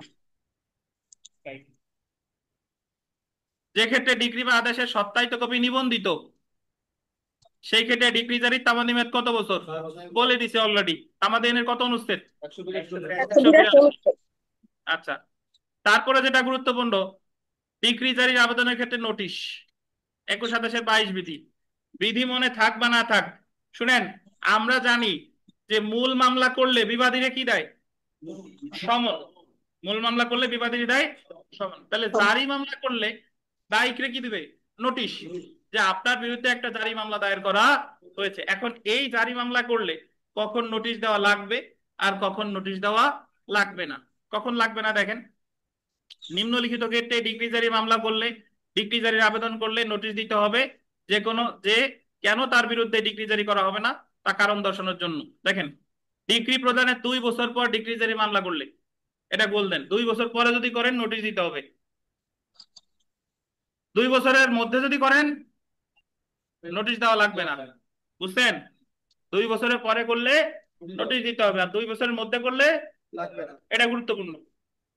তারপরে দেখেন, কোন পক্ষের বৈধ প্রতিনিধির বিরুদ্ধে জারি আবেদন করলে, যে দায়িক ছিল, দায়িক মারা গেছে, তার ছেলে আছে, তাহলে ছেলের বিরুদ্ধে যদি জারি মামলা করেন তাহলে নোটিশ দেওয়া লাগবে। তাতে আপনি 1 বছর পরে করলেও, 1 মাস পরে করলেও, বুঝতে পেরেছেন? নর্মালি 2 বছর পরে করলে দেওয়া লাগে, 2 বছরের মধ্যে করলে দেওয়া লাগে না। তবে যদি বৈধ প্রতিনিধির বিরুদ্ধে করেন তাহলে দেওয়া লাগবে। আনিস সাহেব বুঝতেছেন? প্রশ্ন তো করেন না কোনো। দেখেন, কোন বিদেশি রাষ্ট্রের বিরুদ্ধে ডিক্রি জারির আবেদন করলে, বিদেশি রাষ্ট্রের বিরুদ্ধেও যদি আপনি ডিক্রি জারির আবেদন করেন, এখন বিদেশি রাষ্ট্র বলতে আপনি এটা ধরে নেন যে বিদেশি রাষ্ট্রের একজন কূটনৈতিকের বিরুদ্ধে আপনি দেওয়ানি মামলা করতেন। ধরেন আমেরিকার যিনি রাষ্ট্রদূত আছে তার বিরুদ্ধে আপনি দেওয়ানি মামলা করছেন, এবং তার বিরুদ্ধে যদি ডিক্রি পান অবশ্যই কি দেওয়া লাগবে? ওই নোটিশ দেওয়া লাগবে। তো এটা গুরুত্বপূর্ণ, বুঝতে পেরেছেন? জেনে রাখা ভালো, অনেক কথা বলা আছে, একেবারে সব শেষের পয়েন্টের আগের টিক চিহ্নটা এটা দেখেন, যে যে ক্ষেত্রে কোনো ডিক্রি সংশোধন করা হয়েছে, পাইছেন? সেক্ষেত্রে ডিক্রি জারির দরখাস্ত সংশোধনের তারিখ হতে 3 বছরের মধ্যে দায়ের করতে হবে। তামাদি আইনের 182(5) 3টে স্টার দেন। এইটুক জানলে আপনি লিখিত 5 মার্কের উত্তর করতে পারবেন। ডিক্রিটা যেদিন সংশোধন করছে সেদিন থেকে তামাদি মেয়াদ গণনা করতে হবে। ধরেন ডিক্রি দিছে আজকে কয় তারিখ? আজকে 13 তারিখ। 13ই সেপ্টেম্বর ডিক্রি দিছে 2025। কিন্তু আমরা জানি 13ই সেপ্টেম্বর 2025 যদি ডিক্রি হয় তাহলে জারি মামলা করবে কয়দিন, কয়দিনের মধ্যে? 3 বছর, 28 সালের মধ্যে নাকি? আর যদি নিবন্ধিত হয় তাহলে 6 বছর। কিন্তু ডিক্রিটাই ভুল ছিল, 2027 সালে গিয়ে ডিক্রিটা সংশোধন করছে, আদালত সংশোধন করছে। সে স্বপ্রণোদিত হয়ে করুক বা পক্ষগণের আবেদনের ভিত্তিতে করুক, তাহলে ওই যেদিন সংশোধন করলো সেদিন থেকে 3 বছর বা সেদিন থেকে 6 বছর। বুঝছেন? ডিক্রি যদি সংশোধন করে সেদিন থেকে তামাদি মেয়াদ গণনা শুরু হবে। লিখিত পরীক্ষায় একবার একটা প্রশ্ন আসছিল যে আদালত অমুক তারিখে ডিক্রি দিছে, তা এখনো জারি মামলা করে নাই, পরবর্তীতে 2 বছর পরে গিয়ে ডিক্রিটা আবার সংশোধন করছে, করার পরে ডিক্রি তার অমুক সালে গিয়ে জারি মামলা করছে, এই জারি মামলাটা কি ঠিকঠাক সময় করছে কিনা, তামাদি দ্বারা বারিত হবে কিনা। যদি ডিক্রি যখন দিছে তখন থেকে গণনা করেন তাহলে বারিত হবে, কিন্তু যদি সংশোধনের তারিখ থেকে দেখা যায় তাহলে বারিত হবে না। বুঝতে পারছেন? তালিকা হচ্ছে ডিগ্রি সংশোধনের পর থেকে 3 বছর নিবন্ধিত চলছে। জি। অন্যদিকে দেখেন, তামাদি আইনের 183 অনুচ্ছেদে বলা হয়েছে হাইকোর্ট বিভাগ কর্তৃক সাধারণ আদিম দেওয়ানি এখতিয়ার প্রয়োগকালে প্রদত্ত রায়, ডিক্রি বা আদেশ অথবা সুপ্রিম কোর্টের আদেশ কার্যকর করার জন্য গোল দিবেন 12 বছরের মধ্যে দরখাস্ত দাখিল করতে হবে। আদিম এখতিয়ার, এই শব্দটা গোল দিয়েন।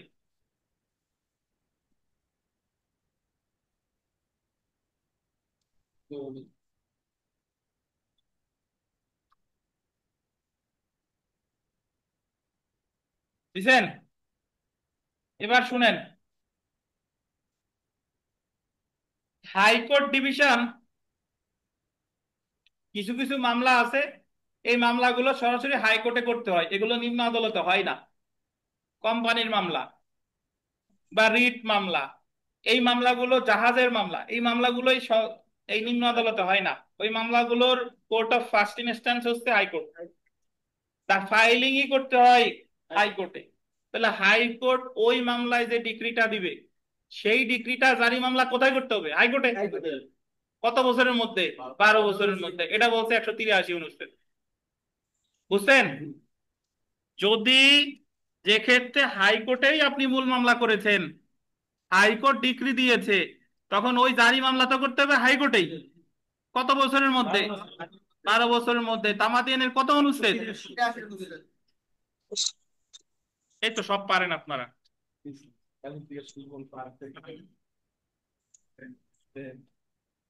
তাহলে আমরা বিগত বছরের প্রশ্ন পড়ি। দেখেন এতক্ষণ অনেক কথা বলছি, যা পড়াই নেই ওইটুক পড়তে যাবেন না, যেটুক দরকার আমরা সেইটুক পড়ছি। সো আমরা যা পড়ছি তার মধ্যে খুব সংক্ষেপে বলে দিই। জারি মামলার তামাদি মেয়াদ আছে 182, তামাদি আইনের 182 অনুচ্ছেদ, আর দেওয়ানি কার্যবিধির 48 ধারা।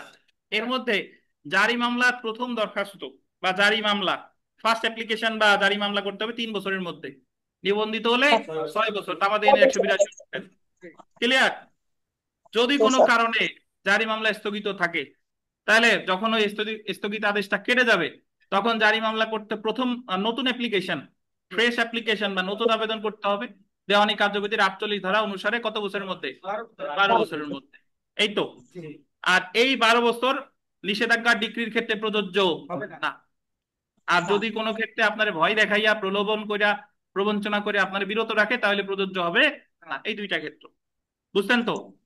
এছাড়া যে ক্ষেত্রে মূল মামলা দায়ের করা হয় হাইকোর্টে, হাইকোর্ট যদি কোনো ডিক্রি দিয়ে থাকে তাহলে জারি মামলা করতে হবে 183 অনুচ্ছেদ অনুসারে। কতদিনের মধ্যে? 12 বছরের মধ্যে। এই হলো কথা। তো বিগত বছরের প্রশ্ন দেখেন, জারি মামলা দায়ের করার জন্য 48 ধারা অনুসারে সর্বোচ্চ কত বছর? 48 ধারা বলছে 12 বছর। কত বছর? 12 বছর। 2 নাম্বারটা দেখেন, ডিক্রির তারিখ হতে কত সময়ের মধ্যে ডিক্রি জারির আবেদন করলে দায়কের প্রতি কারণ দর্শানোর নোটিশ দিতে হবে না। পড়ছি আমরা। কত বছর? 2 বছর। পড়ছি না? 3 নাম্বার দেখেন, জারি মামলা দায়েরের ক্ষেত্রে দ্য লিমিটেশন অ্যাক্ট 1908 এর নিম্নোক্ত কোন আর্টিকেল অনুসারে তামাদি মেয়াদ গণনা করতে হবে? কোন আর্টিকেল? আর হাইকোর্ট ডিভিশন কত? 183। তারপরে দেখেন ডিক্রি জারির গোল দিবেন প্রথম দরখাস্ত বলছে, নতুন আবেদন না, কি প্রথম দরখাস্ত প্রথম দরখাস্ত কত বছর? 3 বছর। 3 বছর। আর যদি নিবন্ধিত হইতো 6 বছর। এটা ঠিক পারেন। দেখেন 5 নম্বর দেখেন দেওয়ানি আদালতে ডিক্রি জারির ক্ষেত্রে তামাদি মেয়াদ, এটা প্রথম অ্যাপ্লিকেশন নাকি ফ্রেশ অ্যাপ্লিকেশন বলে নাই, বাট ডিক্রি জারি সমান প্রথম অ্যাপ্লিকেশন। বুঝছেন? ডিক্রি জারি কথাটা বললেই ধরে নিতে হবে কোন অ্যাপ্লিকেশন, প্রথম অ্যাপ্লিকেশন। কত বছর? যেহেতু নিবন্ধন নাই, কত বছর? 3 বছর। তো অনেক প্রশ্ন আছে, পারবেন সব। 8 নাম্বারটা দেখেন যে কখন 12 বছর পরেও ডিক্রি জারি আবেদন করা যায়। দেনাদার প্রতারণা বল প্রয়োগ তারা ডিক্রি জারিতে কি দিলে? বাধা দিলে। বাধা দিলে। এই হলো কথা। বুঝছেন? সেলফ প্র্যাকটিসের 1, 2, 5, 6, 8, 9,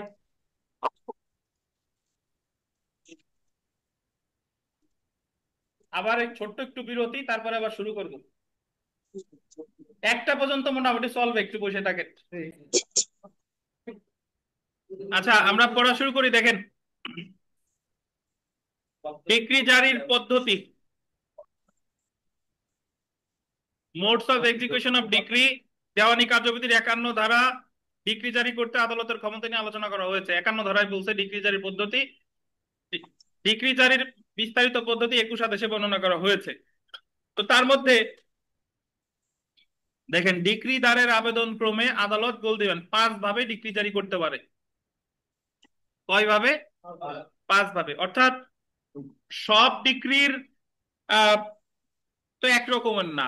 যদি আপনি দখল চান, দখলের ডিগ্রি পাইছেন, তাহলে আদালত জারি মামলা করলে দায়িকের কাছ থেকে দখল নিয়ে আপনার দখল বোঝাই দিবে। বুঝছেন?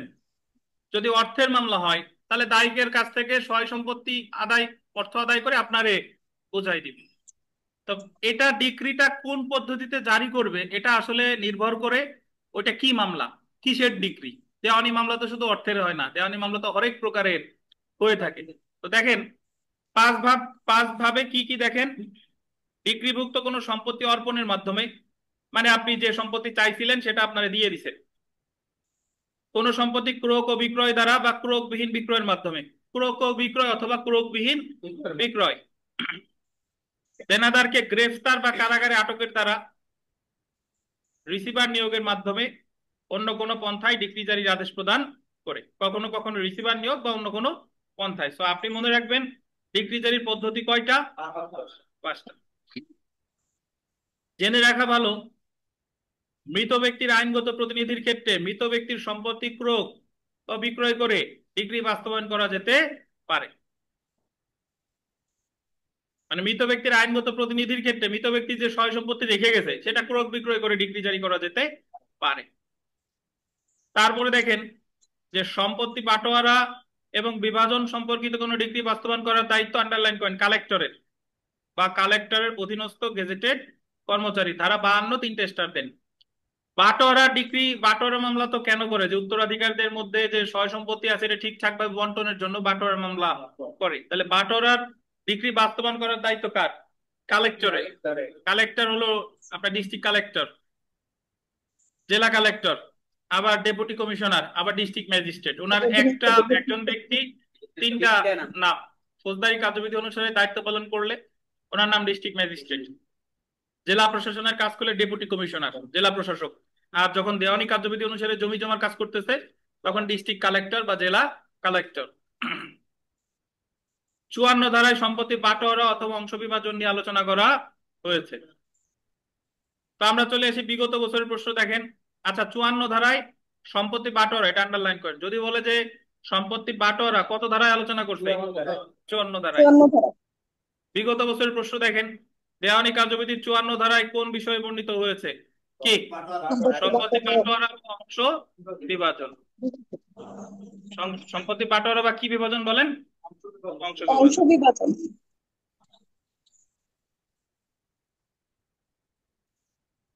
তো এখানে একটু লিখে রাখেন 54 ধারা সমান সমান 54 ধারা সমান সমান 20 আদেশের 18 বিধি। 54 ধারা সমান সমান 20 আদেশের 18 বিধি।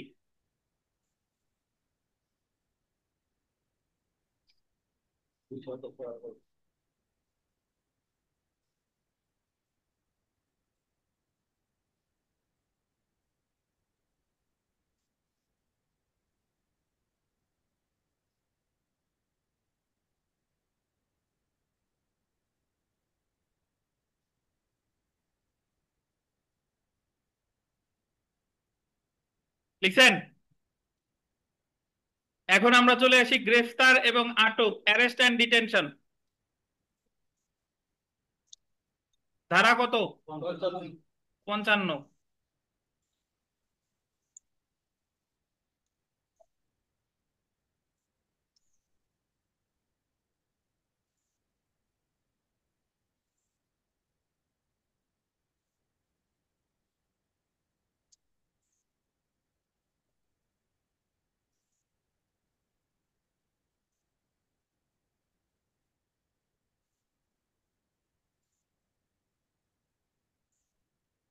দেখেন, যে কোনো সময় কিংবা যে কোনো দিনে ডিক্রি জারির জন্য দেনাদারকে গ্রেফতার করা যাবে এবং দেওয়ানি কারাগারে বা সিভিল প্রিজনে আটক রাখা যাবে। জেনে রাখা ভালোতে চলে আসি যে দেনাদারকে গ্রেফতার করার উদ্দেশ্যে গোল দিবেন সূর্যাস্তের পর এবং সূর্যোদয়ের পূর্বে। কখন কখন? সূর্যাস্তের পর এবং সূর্যোদয়ের পূর্বে প্রবেশ করা যাবে না। কত ধারায় বলেছে? 55 ধারায়। অর্থাৎ আপনি এই দেওয়ানি মামলায় যদি কাউকে গ্রেফতার করতে চান, বাসগৃহে মানে বসবাসের গৃহে ঢোকা যাবে না, গ্রেফতার করা যাবে না। কখন? সূর্যাস্তের পর মানে সন্ধ্যা শুরু হয়েছে, আর সূর্যোদয়ের পূর্বে সকালের আগে মানে রাতের বেলা কাউকে গ্রেফতার করা যাবে না। কত ধারায় বলেছে? 55 ধারায়। 55 ধারায়। বুঝতে পেরেছেন? অর্থ পরিশোধের ডিক্রি জারিতে দেনাদারকে গ্রেফতার করা হলে পরবর্তীতে দেনাদার ডিক্রির অর্থ পরিশোধ করলে গ্রেফতার করার খরচ গ্রেফতারকারী কর্মকর্তার নিকট প্রদান করলে গ্রেফতারকারী কর্মকর্তা এমন দেনাদারকে মুক্তি দিবে। ধারা কত? 55। অর্থাৎ এখানে যে কথাটা বলতেছে যে অর্থের মামলায় কাউকে গ্রেফতার করছে, এখন যদি ওই অর্থটা কি করে পরিশোধ করে, তাহলে তার সাথে সাথে কি দিবে? মুক্তি দিবে। মুক্তি দিবে। কত ধারায় বলতেছে? 55 ধারায়। অর্থের ডিক্রি জারিতে আটককৃত রায়ের দেনাদার, আন্ডারলাইন করবেন, দেউলিয়া হওয়ার আবেদন করতে পারে দেওয়ানি কার্যবিধির 55 3 ধারা অনুসারে। কিসের আবেদন করবে বলেন? দেউলিয়া হওয়ার আবেদন করবে। কত ধারা মানে কি মামলায়? কি মামলায়? অর্থের মামলায়। এখানে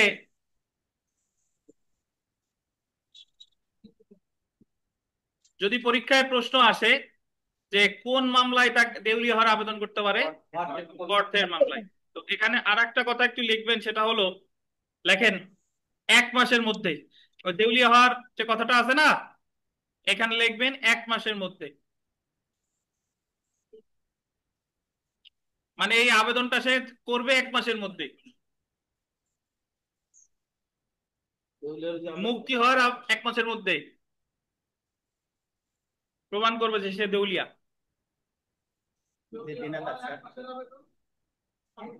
বিষয়টা বুঝেন, আমি ব্যাখ্যা দিই। ধরেন অর্থের মামলায় একজনে গ্রেফতার করছে, এখন সে বলতেছে যে আমি দেউলিয়া। দেউলিয়া হলে তো আমার বিরুদ্ধে অর্থের মামলা হয় না। এখন আদালত তারে মুক্তি দিবে যে ঠিক আছে তুমি দেউলিয়া প্রমাণ করো। এই মুক্তি দেওয়ার কতদিনের মধ্যে সে প্রমাণ করবে? 1 মাস। এটা হলো কথা। 1 মাসের মধ্যে তার প্রমাণ করতে হবে যে সে আসলেই দেউলিয়া। দেউলিয়া দেউলিয়া আলাদা আইন আছে। আমি যদি বলি আমি দেউলিয়া, এটা কোনো মূল্য নাই। আদালত কর্তৃক ঘোষিত হইতে হবে যে আমি দেউলিয়া। বুঝতে পারছেন?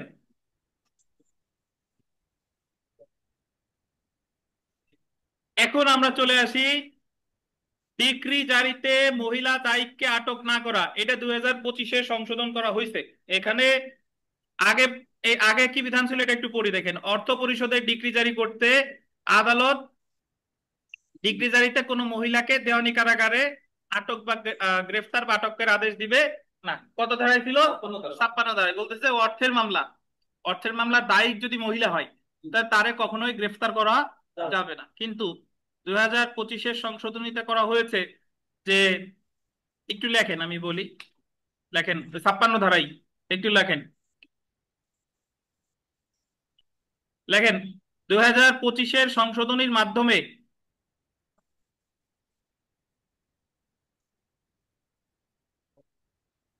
নারী বা মহিলা শব্দের পরিবর্তে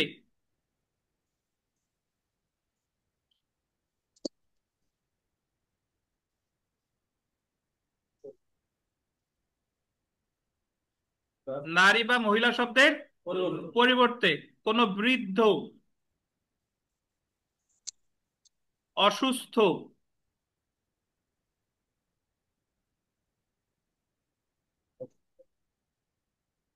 গর্ভবতী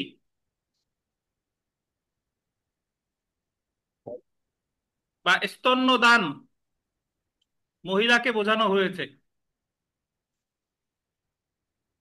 গর্ভবতী বা স্তন্যদান, বুকের দুধ খাওয়া এরকম কোন মহিলা,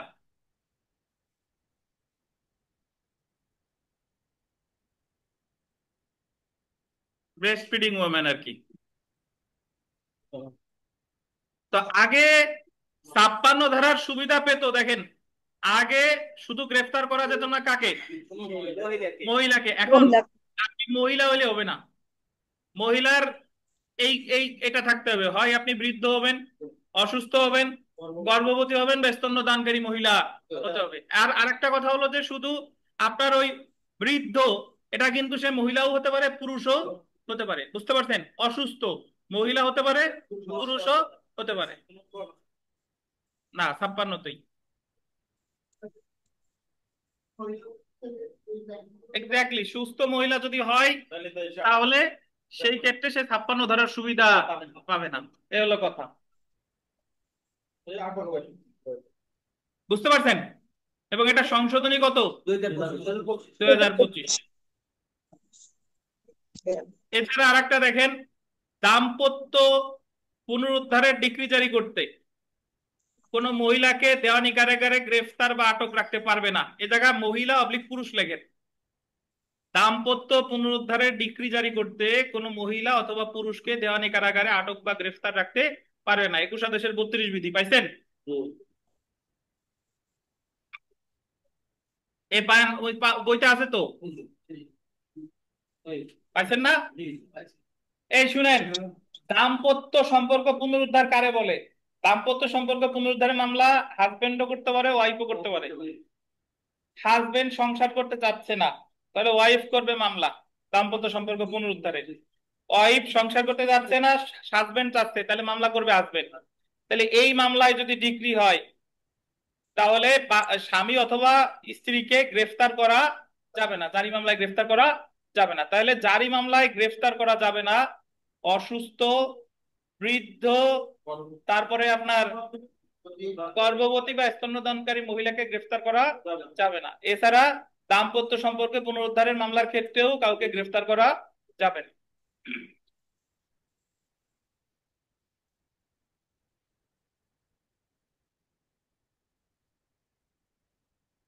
আচ্ছা, আমরা চলে আসি যে সকল ব্যক্তিদের দেওয়ানি কারাগারে গ্রেফতার বা আটক করা যায় না।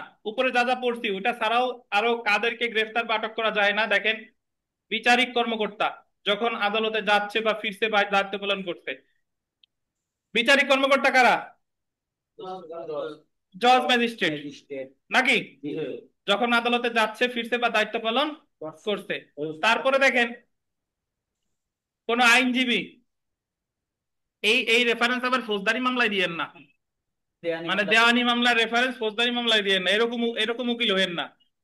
এক উকিল সাহেব ধরেন মামলায় নজির দেখাচ্ছে, হত্যা মামলায় এসে বলতেছে যে ওর অনার এক কোপ দিয়ে মেরে ফেললে এটা আসামি খালাস পাবে, আমার আসামি, এই যে দেখুন উচ্চ আদালতের নসিব, এক কোপ দিলে কোনো অপরাধ না, মামলা হলো হত্যা মামলা। তো ওই এক কোপ দিয়ে কুপাই ফেলছে, দেখা যায় যে এক কোপ দিলে কোনো অপরাধ হবে না। এখন বিচারকও দেখতেছে যে হ্যাঁ এক কোপ দিলে তো অপরাধ হবে না, কিন্তু ওইটা হলো দেওয়ানি মামলার নজির। বলছে যে গাছে যদি এক কোপ দেয় এটা দেওয়ানি মামলা করা যাবে না, এক কোপ তেমন কোনো বড় অপরাধ না। এখন সেই এক কোপ উনি দেখাচ্ছে ফৌজদারি মামলায় যে এক কোপ দিয়ে মেরে ফেলছে, তো এটা কোনো অপরাধ হয় না, উচ্চ আদালতের নজির আছে। তো আপনারা এই জায়গায় যাদের গ্রেফতার করা যাবে না এই নজির আবার ফৌজদারিতে যাইয়া দেখায়েন না। দেখেন, যখন আইনজীবী বা তাদের সাক্ষী সমন মান্য করে আদালতে যাচ্ছে, ফিরতে বা যোগদান করছে, তারপরে দেখেন আইন প্রণয়নকারী সংস্থার কর্মকর্তা, এদেরকে গ্রেফতার করা যাবে না। সরকারি কর্মকর্তা যার অফিসিয়াল কার্যের জন্য মোকদ্দমা হয়েছে, যেখানে সরকারি কর্মকর্তা যার গ্রেফতার জনগণের জন্য বিপদ অসুবিধা তৈরি করতে পারে বলে সরকার অফিসিয়াল গেজেটে ঘোষণা করেছে। সো এগুলা মুখস্থ করার কিছু নাই, আপনি জাস্ট রিডিং করবেন যে অমুক অমুক অমুক ব্যক্তিদের গ্রেফতার করা যাবে না। আমরা বিগত বছরের প্রশ্ন আসি যে টাকা ডিক্রি জারি মামলায় যে ধরনের দায়ীকে দেওয়ানি কারাগারে আটক রাখা যাবে না, যে কোনো বয়সের স্ত্রীলোক, এখন আর এটা প্রযোজ্য না, এখন এটা সংশোধন করছে নাকি, অসুস্থ, বৃদ্ধ, গর্ভবতী, স্তন্যদানকারী মহিলা। তাহলে মহিলা যদি হতেই হয়, তাকে হয় গর্ভবতী হইবে, স্তন্যদানকারী হইতে হবে, নাহলে অসুস্থ হইতে হবে, বৃদ্ধ হইতে হবে। আর অসুস্থ বৃদ্ধ এটা কিন্তু শুধু মহিলার জন্য প্রযোজ্য না, এটা পুরুষের জন্য প্রযোজ্য হতে পারে। পরীক্ষার আসবে না, আর যদি আসে এটাই দেখাবে। আচ্ছা, 2 নম্বর প্রশ্নটা দেখেন, দেওয়ানি আদালতের অর্থের ডিক্রি জারি মামলায় নিম্নের কোন ব্যক্তিকে দেওয়ানি জেলে আটক রাখার আদেশ দেওয়া যাবে না? একজন মহিলা। এখন বর্তমানে শুধু মহিলা হলেই হবে না, ওনার বিভিন্ন condition থাকতে হবে, বুঝছেন? এখন আমরা চলে এসে আটক ও মুক্তি, ডিটেনশন এন্ড রিলিজ।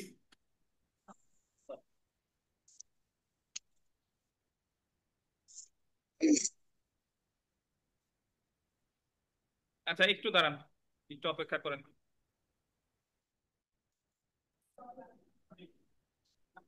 আচ্ছা, আটক ও মুক্তি দেখেন যে দেওয়ানি কার্যবিধির 58 ধারায় ডিক্রি জারিতে দেওয়ানি কারাগারে আটকের মেয়াদ নির্ধারণ করে দেওয়া হয়েছে। কোন কোন শর্তে উক্ত মেয়াদের আগে দেনাদারকে কারাগার হতে মুক্তি দেওয়া যেতে পারে সেটা উল্লেখ করে দেওয়া হয়েছে। তো এখানে যে বিষয়টা দেখেন যে যে কারণে আটক করছে সেটা যদি আপনি পূরণ করে দেন তাহলে আপনাদের সাথে সাথে মুক্তি দিবে, বুঝতে পারছেন? কারণ অর্থের মামলায় আপনারা আটক করতে, অর্থ দিয়ে দিলে আপনারা কি দিবে, মুক্তি দিবে। বা অন্য যে কোনো মামলায় আটক করছে সেটা যদি আপনি পূরণ করেন তাহলে মুক্তি দিবে। তো এখানে একটু লিখে রাখেন ধারা 59, অসুস্থতার জন্য মুক্তি ধারা 59 দিয়ে লেখেন, অসুস্থতার জন্য মুক্তি ধারা 59।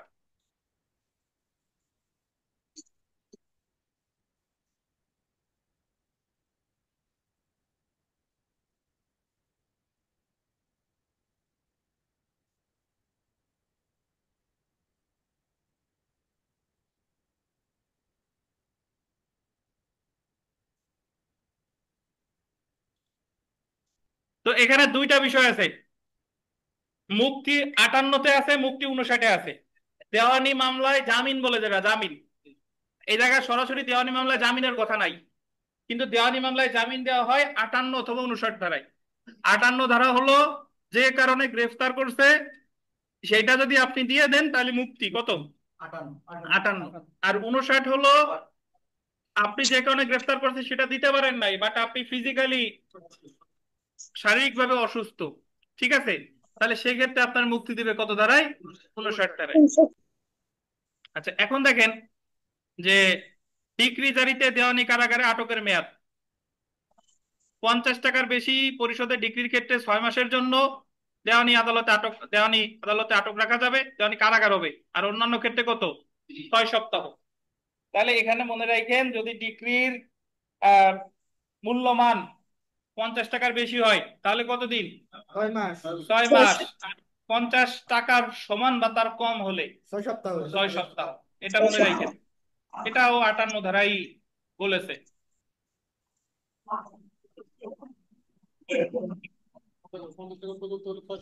হ্যাঁ, দরকার নাই, আপনি জাস্ট মনে রেখেন 50 টাকার বেশি হলে 6 মাস, আর 50 টাকা পর্যন্ত হলে 6 সপ্তাহ, এতটুকু মনে রাখলেই হবে। বিগত বছরের প্রশ্ন দেখেন, the code of civil procedure 1908 এর সেকশন 58 এর বিধান অনুযায়ী দেওয়ানি জারি মামলায় একজন দায়ীকে সর্বোচ্চ কতদিন দেওয়ানি কারাগারে আটক রাখা যায়? 6 মাস। 6 মাস। এখন আরেকটা বিধান একটু আপনার লেখার দরকার নাই, জাস্ট জেনে রাখেন, শুনেন। আগে দেওয়ানি কারাগারে আটক করলে সাবসিস্টেন্স অ্যালাউন্স দেওয়া লাগতো। সাবসিস্টেন্স অ্যালাউন্স মানে হলো, ধরেন বিবাদীকে গ্রেফতার করছে, এখন বিবাদীর থাকা খাওয়া খরচ দিবে বাদী, এটার বলতো সাবসিস্টেন্স অ্যালাউন্স। দেওয়ানি কার্যবিধি 57 ধারায় আছে, খোরাকি ভাতা, বুঝছেন? কিন্তু 2025 সালের আইনে সংশোধন আনছে, এখন আর বাদী দিবে না, এখন সরকারই দিবে। দেওয়ানি কারাগারে পাঠাইলেও এখন এই ওই যাবতীয় খরচ বরচ কে বহন করবে? সরকার। এখন আর বাদীর দেওয়া লাগবে না। বুঝতে পারছেন? আচ্ছা, তো এখন আমরা দেখি ক্রোক অ্যাটাচমেন্ট। এখান থেকে একটা প্রশ্ন আসতে পারে, কোন কোন সম্পত্তি ক্রোক করা যাবে আর কোন কোন সম্পত্তি ক্রোক করা যাবে না। রিডিং করবেন, মুখস্থ করার কোনো প্রয়োজন নেই, বারবার দেখবেন। ডিক্রি জারির জন্য যে সকল সম্পত্তি ক্রোক বা বিক্রয় করা যাবে, দেখেন জমি, গৃহ, দালান কাঠা, দালান কোঠা, তারপরে টাকা, bank note, bill of exchange, promissory note, bond, company share, এগুলা কি করা যাবে? ক্রোক বিক্রয় করা যাবে।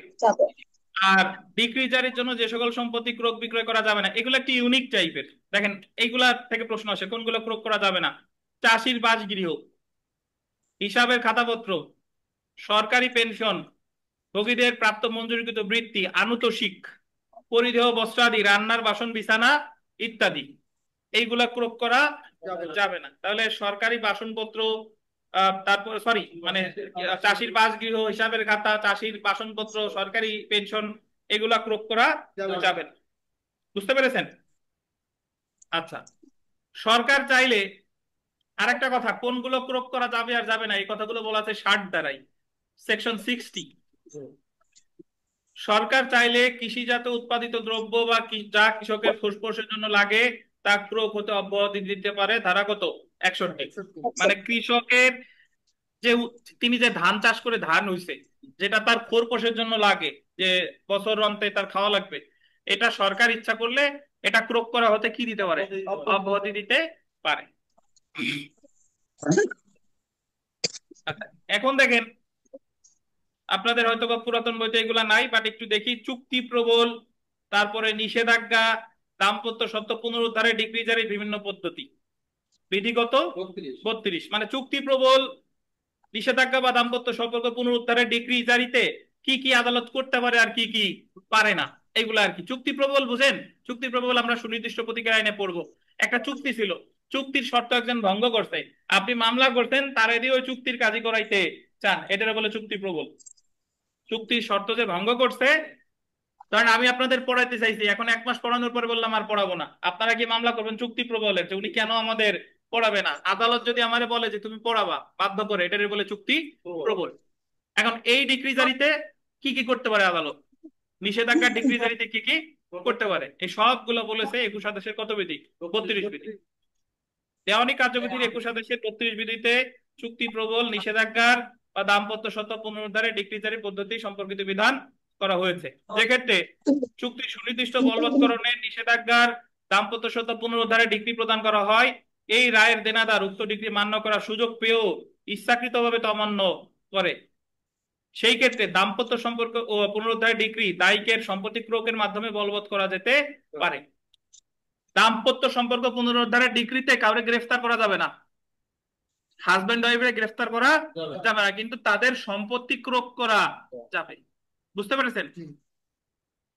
কিন্তু যদি এই যে দেখেন, চুক্তি সুনির্দিষ্ট বলবৎকরণের, তারপরে নিষেধাজ্ঞার বা দায়িক বা রায়ের দেনাদারকে দেওয়ানি কারাগারে আটক করে তার সম্পত্তি ক্রোক করে বা উভয় প্রকারে কার্যকর করা যাবে। এছাড়া অন্যান্য ডিক্রি ওই দায়িকরে গ্রেফতারও করা যাবে আর সম্পত্তি ক্রোক বিক্রয়ও করা যাবে। তাহলে আমার মনে রাখার সহজ পদ্ধতি হলো যে দাম্পত্য সম্পর্ক পুনরুদ্ধারে সম্পত্তি ক্রোক করা যাবে, কিন্তু তাদের গ্রেফতার করা যাবে না, কিন্তু অন্যান্য ডিক্রিতে গ্রেফতারও করা যাবে, শুধু দাম্পত্য সম্পর্ক পুনরুদ্ধারে ডিক্রিতে গ্রেফতার করা যাবে না। তারপরে দেখেন, চুক্তির সুনির্দিষ্ট বলবৎকরণের ডিক্রিটি বা নিষেধাজ্ঞার ডিক্রিটি কোন কর্পোরেশনের বিরুদ্ধে হলে, কর্পোরেশন বুঝেন, ধরেন জীবন বীমা কর্পোরেশন, তারপরে যে কোনো public university, Bangladesh bar council, এগুলো এক ধরনের কর্পোরেশন, সংবিধিবদ্ধ প্রতিষ্ঠান। সেই কর্পোরেশনের সম্পত্তি ক্রোক করে আদালতের অনুমতিক্রমে সেটার পরিচালকগণকে বা অন্যান্য প্রধান কর্মকর্তাগণকে দেওয়ানি কারাগারে আটক করে, ক্রোক এবং আটক উভয় করে ডিক্রিটি জারি করা যাবে। একই কথা, যে হয় কর্পোরেশনের সয় সম্পত্তি ক্রোক করবে, অথবা তার যে পরিচালক আছে তাদেরকে গ্রেফতার করে কার্যকর করা যেতে পারে। তাহলে আমরা এতটুকু বুঝলাম, যে জেনে রাখা ভালো আর পড়তেছি না, শুধু আপনি মনে রাখবেন যে কোন ধরনের ডিক্রি জারিতে দায়ীকে গ্রেফতার করা যাবে না। দাম্পত্য সম্পর্ক পুনরুদ্ধার আর চুক্তি প্রবল বলেন, নিষেধাজ্ঞা বলেন, অর্থের ডিক্রি বলেন, এগুলা ক্ষেত্রে কিন্তু গ্রেফতার করা যাবে, আটক সম্পত্তি ক্রোক করা যাবে। এখানে আমরা বিগত বছরের একটা প্রশ্ন দেখি, প্রায় শেষ পর্যায়ে, আমরা আর একটু বলবো। দেখেন, সুনির্দিষ্ট চুক্তি প্রবলের মকদ্দমায় ডিক্রি দায়িক কর্তৃক ইচ্ছাকৃতভাবে মান্য করতে অপারগ হলে তা জারির ক্ষেত্রে কোন অবস্থা অবলম্বন করা যাবে? এই জায়গায় চুক্তি প্রবল, আমরা জানি সম্পত্তি ক্রোক করা যাবে, দেওয়ানি কারাগারে দুইটাই, এই যে দেওয়ানি কারাগারে আটক বা সম্পত্তি ক্রোক বা উভয়। কিন্তু যদি দাম্পত্য সম্পর্ক পুনরুদ্ধার হতো, শুধু ক্রোক করা যেত, তাদেরকে আটক করা যেত না। প্র্যাকটিসের 2, 4, 5, 6, 8,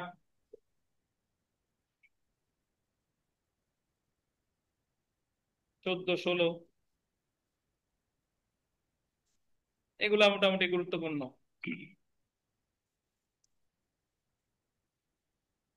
ডিক্রি জারিতে স্থাবর সম্পত্তি বিক্রয়, সেল অফ ইমুভেবল প্রপার্টি, ক্রেতা কর্তৃক ক্রয় মূল্য জমা।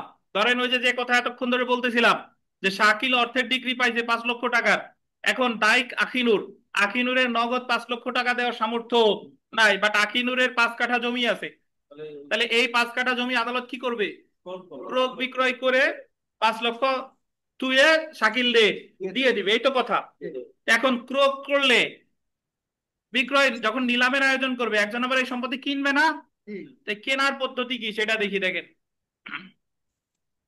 স্থাবর সম্পত্তির নিলাম বিক্রয় হওয়ার সাথে সাথে ক্রেতা ক্রয় মূল্যের গোল দিবেন 25% টাকা নিলাম পরিচালনাকারী কর্মকর্তার নিকট প্রদান করবে। ধরেন আখিনুরের স্থাবর সম্পত্তি নিলামে তুলছে, দাম 5 লক্ষ টাকা, তাহলে যে কিনছে নিলামে নুর আলম খান, সাথে সাথে কত টাকা দিবে?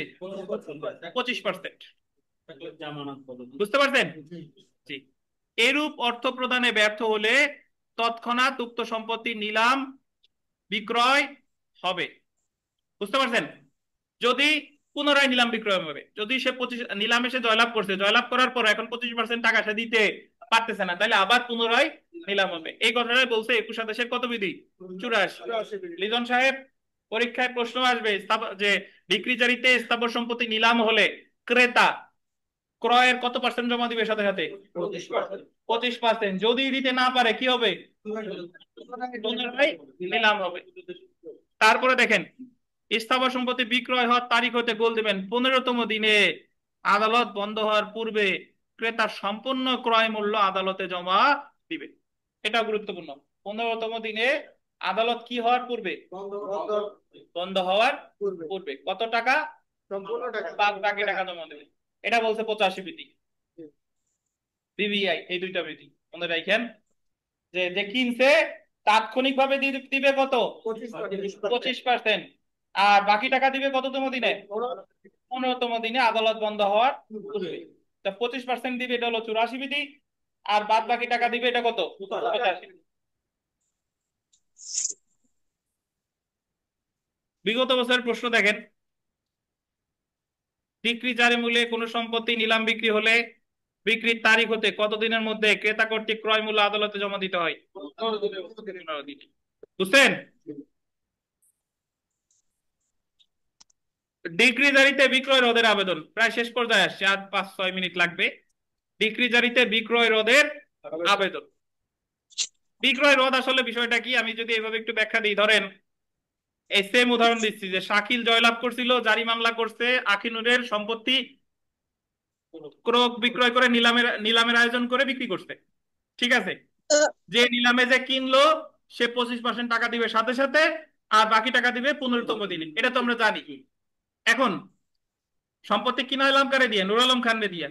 এখন আখিনুর আইসা, আখিনুরের কাছে মনে হচ্ছে যে এই বেচা কিনা ঠিক হয় নাই, মানে এই জায়গা প্রতারণা ছিল।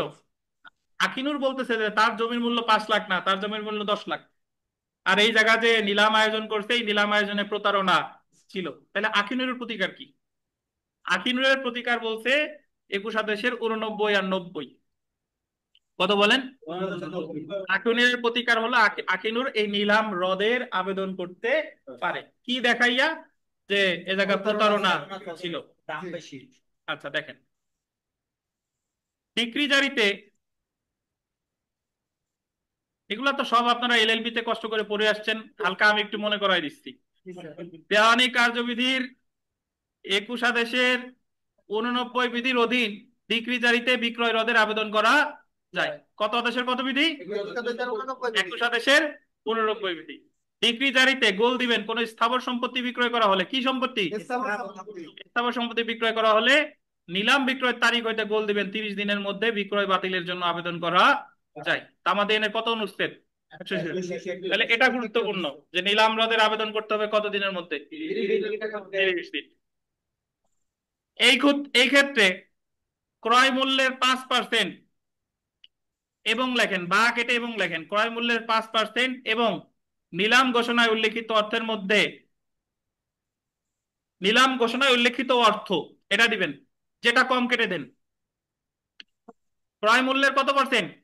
5% এবং নিলাম ঘোষণায় উল্লেখিত অর্থ তা জমা দিয়ে বিক্রয় রদের আবেদন করতে হবে। এটা হবে ভাষা, বুঝেন কিনা? হ্যাঁ হ্যাঁ, নিলাম ঘোষণায় উল্লেখিত অর্থ, অর্থ হবে, আর মধ্যে যেটা কম, এই 3টে শব্দ কেটে দেন। যে ভুল আছে এই জায়গায়, বুঝছেন? বিক্রেতার কোনো টাকা পেয়ে থাকলে তা বাদ দিয়ে কি লেগেছিলাম? বিক্রেতার কোনো টাকা পেয়ে থাকলে তা বাদ দিয়ে অবশিষ্ট টাকা নিলাম ঘোষণায় উল্লেখিত অর্থ তোমার দিয়ে ওই যে মধ্য যেটা কম এই তিনটা ওয়ার্ড একার আছে রস এটা। আচ্ছা এখানে একটু লেখেন, একটু স্টার্টে লেখেন, নিচে লেখেন যে ক্রয় মূল্যের 5% তো আছে, এর নিচে লেখেন যে কি লেখছে শাকিল, কি লেখাইছেন? বিক্রেতার কোনো টাকা পেয়ে থাকলে তা বাদ দিয়ে অবশিষ্ট টাকা হ্যাঁ লেখেন, ডিক্রিদার কোনো টাকা পেয়ে থাকলে, তা বাদ দিয়ে ডিক্রিদার কোনো টাকা পেয়ে থাকলে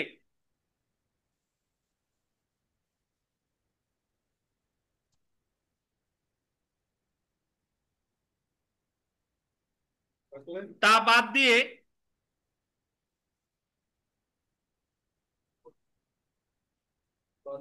অবশিষ্ট টাকা,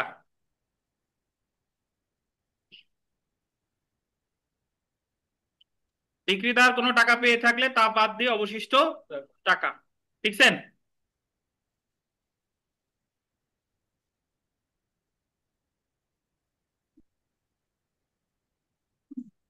আচ্ছা একটু শুনেন, এই জায়গায় দুইটা বিষয়। এক হলো যিনি নিলাম রদের আবেদন করবে আখিনুর, আখিনুরকে নিলাম রদের আবেদন করতে, তাহলে আখিনুরের টাকা দিতে হবে ক্রয় মূল্যের কত পার্সেন্ট? 5%। এবং ডিক্রিদার যে টাকাটা পাইছে সেই টাকা ছাড়া, ধরেন ডিক্রিদার 5 লক্ষ টাকা বিক্রি করছিল, 5 লক্ষ টাকার ভিতরে সে 1 লক্ষ টাকা পাইছে, তাহলে ওই 5% দিতে হবে, আর সাথে জমা দিতে হবে কত? 4 লাখ। 4 লাখ।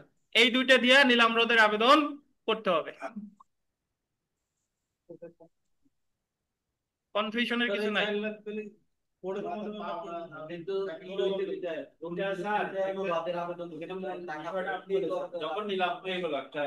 আমার কথা শুনেন, আমি আবার বলি, নিলাম তো হয়ে গেছে, নিলাম, ধরেন নিলামে 5 লক্ষ টাকা জমিটা বিক্রি হয়েছে, এখন নিলাম রদের আবেদন করবে কে? যে দায়িক সে, সে নিলাম রদের আবেদন তো শুধু এসে আবেদন তো সে ভুয়াও করতে পারে, এই কারণে আইনে বিধান রাখছে যে নিলাম রদের আবেদন করতে গেলে তার একটা টাকা জমা দেওয়া লাগবে।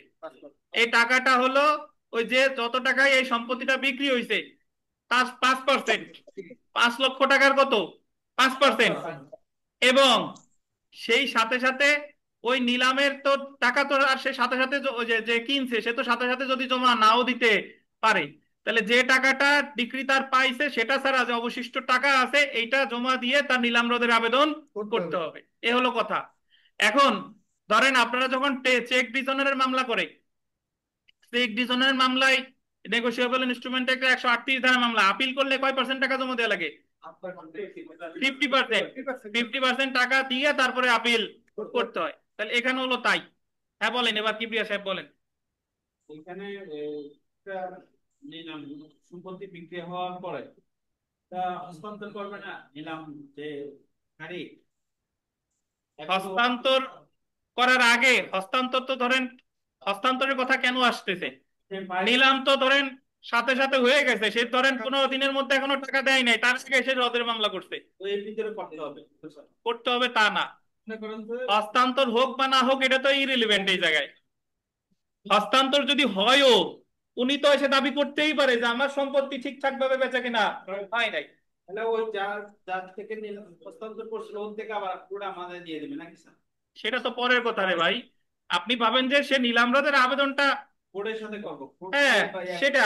এখন আপনি নিলাম রদের আবেদন করতেন, আপনি 4/7 তো আপনারা দিবে না, এটা তো আদালত সার্বিক দিক দেখে তারপরে ডিসিশনটা দিবে। স্যার পক্ষ কার রাখবো কোর্টে না স্যার? আমি যে নিলাম কাকে রাখছি?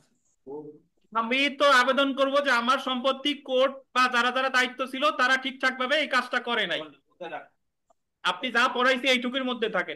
এ জায়গা হস্তান্তর করছে কি করে নাই, দিবে কি দিবে না, এটা হলো পরের বিষয়।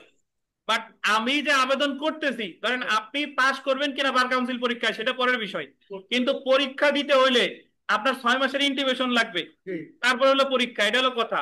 পাস করবেন কি করবেন না সেটা হলো আপনার পারফরমেন্সের উপরে নির্ভর করে, ভাগ্যের উপর নির্ভর করে, কিন্তু এটা হলো পরীক্ষা দেওয়ার যোগ্যতা। যে নিলাম রদের আবেদন যদি করতে চান তাহলে 5% টাকা দিতে হবে, আর এত টাকা দিয়ে আবেদনটা করতে হবে। এ হলো কথা। আচ্ছা, এরপরে দেখেন, ডিক্রি জারিতে কোনো স্থাবর সম্পত্তি নিলামে বিক্রয় হলে উক্ত নিলাম রদের জন্য 90 বিধির অধীন আবেদন করা যায়। এখন একটা বিধান আপনাদের শিখাই দিই, সেটা হলো নিলাম রদের আবেদন 89তেও করা যায়, নিলাম রদের আবেদন 90তেও করা যায়। যদি আপনি 89তে করেন তাহলে আপনার টাকা পয়সা জমা দেওয়া লাগবে, বুঝছেন? আর যদি 90তে করেন, এই যে দেখেন 90 বিধির অধীন আবেদন করা যায়। নিলাম প্রচার বা পরিচালনায় গুরুত্বপূর্ণ অনিয়ম বা প্রতারণা থাকে, 90 বিধিটা আপনার দেখানো লাগবে যে অনিয়ম ছিল অথবা কি ছিল, প্রতারণা ছিল। আবেদনকারীকে যদি 22 বিধির অধীন নোটিশ দিতে কি হয়, ব্যর্থ হয়। এখন আপনি বলতে পারেন যে স্যার তাইলে 89 বিধিতে কখন করব আর 90 বিধিতে কখন করব, এটা বলতে পারেন। যে এটার উত্তর হলো, যদি প্রতারণা থাকে, অনিয়ম থাকে, সেক্ষেত্রে 90।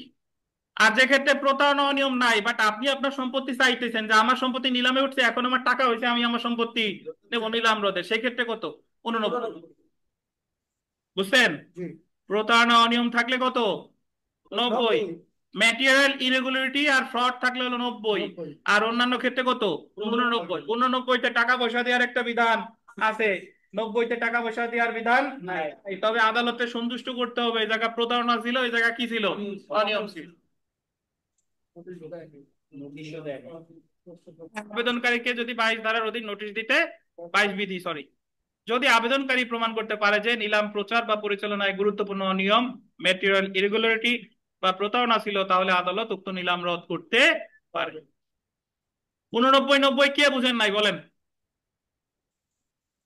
নিলাম রদের আবেদন 89 90। 89তে আবেদন করলে 5% ক্রয় মূল্য প্লাস বিক্রেতার যে টাকা পাইছে সেটা বাদ দিয়ে অন্যান্য যে টাকা থাকে সেটা দিয়ে আবেদন করতে হবে। আর 90তে কত, 90তে হলো প্রতারণা প্রমাণ করতে হবে।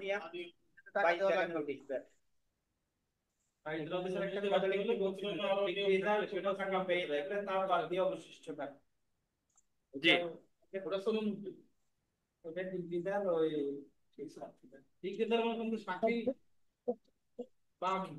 আচ্ছা আপনারে বুঝাই, ভালো কথা বলতেছেন, শুনেন।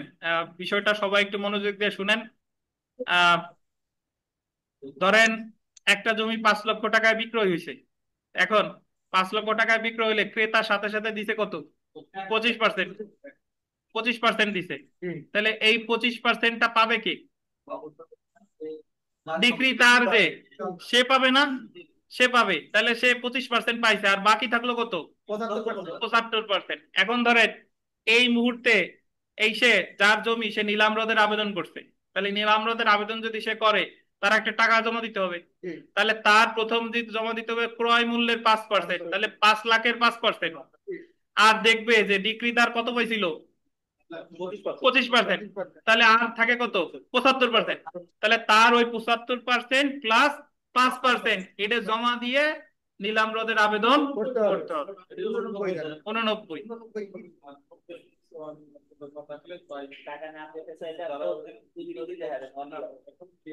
দুইটাই তো 30 দিনের মধ্যে করতে পারবে। হ্যাঁ দেখেন, জেনে রাখা ভালো। 89 এবং 90 বিধির অধীন নিলাম বিক্রয়ের তারিখ হতে 30 দিনের মধ্যে বিক্রয় বাতিলের আবেদন করতে হবে। কতদিন? 30 দিন। এখন দেখেন পরের পয়েন্টটা, বিবিআই 89 এবং 90 বিধির অধীন বিক্রয় রদের কোনো আদেশ দিলে an order setting aside a sale বা বিক্রয় বাতিল করা আবেদন প্রত্যাখ্যান করে কোনো আদেশ দিলে উক্ত আদেশ হলো আপিলযোগ্য এবং উভয় ক্ষেত্রে আপিল করা যায়।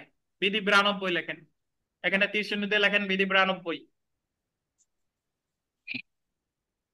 একটু ব্যাখ্যা দেই। 89 বিধির আবেদন মঞ্জুর করুক বা না মঞ্জুর করুক, বা 92 বিধির আবেদন মঞ্জুর, সরি 90 বিধির আবেদন মঞ্জুর করুক বা না মঞ্জুর করুক, আদেশটা দিবে 92-তে। এটা একটা আপিলযোগ্য আদেশ। মানে বলতেছে যে 89 বিধির আবেদন মঞ্জুর হোক বা না মঞ্জুর হোক, 90 বিধির আবেদন মঞ্জুর হোক বা না মঞ্জুর হোক, আদেশটা তারা দিবে কততে? 92-তে। আর 92 হলো একটা আপিলযোগ্য আদেশ। বুঝতে পারছেন? তাহলে সংক্ষুব্ধ ব্যক্তির প্রতিকার কি? আপিল করা। 43 আদেশে বলা হয়েছে 92 বিধি হলো একটা আপিলযোগ্য আদেশ।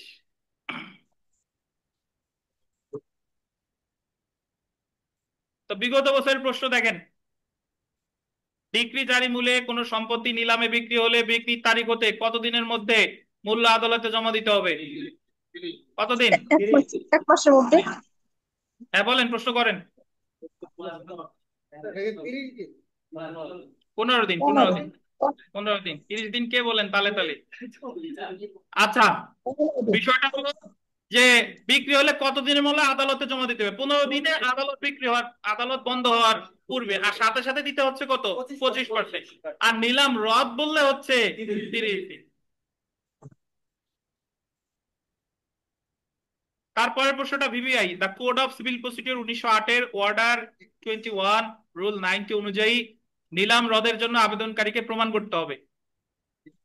দেখেন, ম্যাটেরিয়াল ইরেগুলারিটি মানে গুরুত্বপূর্ণ অনিয়ম, আর ফ্রড ইন পাবলিশিং আর কন্ডাক্টিং অকশন নিলাম পরিচালনায় প্রতারণা থাকলে, অনিয়ম আর প্রতারণা, তো এটারে বলে ম্যাটেরিয়াল ইরেগুলারিটি আর ফ্রড ইন পাবলিশিং আর কন্ডাক্টিং অকশন।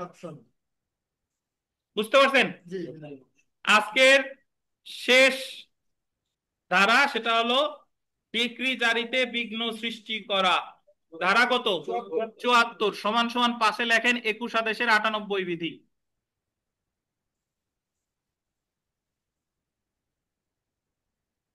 21 আদেশের কত বিধি? 98। এখন শুনেন, ব্যাখ্যাটা হলো যে ডিক্রি জারি করতে গেছিল, ডিক্রি জারি করা যায় কয়টা পদ্ধতিতে মনে আছে? 5টা। ডিক্রি জারি করতে গেছে, আপনি বাধা দিচ্ছেন, আপনি জোর দেখাইছেন না এই জায়গা কোনো ডিক্রি জারি টারি হবে না, তাহলে আপনার দেওয়ানি কারাগারে পাঠাইতে পারে 30 দিনের জন্য। ডিক্রি জারিতে আপনি যদি বাধা দেন, তাহলে আপনারে দেওয়ানি কারাগারে পাঠাইতে পারে কত দিনের জন্য? 30 দিন। যদি মনে করেন যে 30 দিনের থাকা খাওয়ার খরচ নাই আমার, তাহলে যে ডিক্রি জারি যে জায়গা হচ্ছে সে জায়গায় যে বাধা দেবেন, যে ঘুরে আসি ওই কয়েকদিন। আচ্ছা দেখেন, তাহলে 74 ধারা অনুসারে ডিক্রি জারি কার্যক্রমে বিঘ্ন সৃষ্টিকারী দায়ীকে 30 দিন পর্যন্ত দেওয়ানি কারাগারে আটকের জন্য দেওয়ানি আদালতে আদেশ দিতে পারে। সো আবারও বলে রাখি যে আগে সাবসিস্টেন্স অ্যালাউন্স দিত, পক্ষ, আর এখন দিবে কে? সরকার। সরকার। অন্যদিকে 21 আদেশের 98 বিধিতে বলা হয়েছে স্থাবর সম্পত্তি দখলে কি, এটা আবার স্থাবর সম্পত্তি দখলে দেনাদার জাজমেন্ট ডেটর বাধা দিলে আদালত উক্ত সম্পত্তি দখলে রাখার নির্দেশ দিতে পারে ও দেনাদারকে অনধিক কত 30 দিন দেওয়ানি কারাগারে আটক রাখার আদেশ দিতে পারে। তাহলে বাধাটা দিতে হবে জাজমেন্ট ডেটরকে এবং তারে দেওয়ানি কারাগারে আটক রাখতে পারে কতদিন? 30 দিন। কোন ধরনের সম্পত্তির ক্ষেত্রে? স্থাবর। স্থাবর সম্পত্তির ক্ষেত্রে। বিগত বছরের প্রশ্ন দেখেন যে ডিক্রি জারি মামলায় কার্যক্রমে বিঘ্ন সৃষ্টিকারী তারিখকে কতদিন পর্যন্ত দেওয়ানি কারাগারে আটক রাখা যায়? 30। তো তারপরেও সেলফ প্র্যাকটিসের 1 নাম্বার প্রশ্নটা দেখেন, এখানে এটা বেশ আমরা ভেতরে পড়ি নাই বাট গুরুত্বপূর্ণ।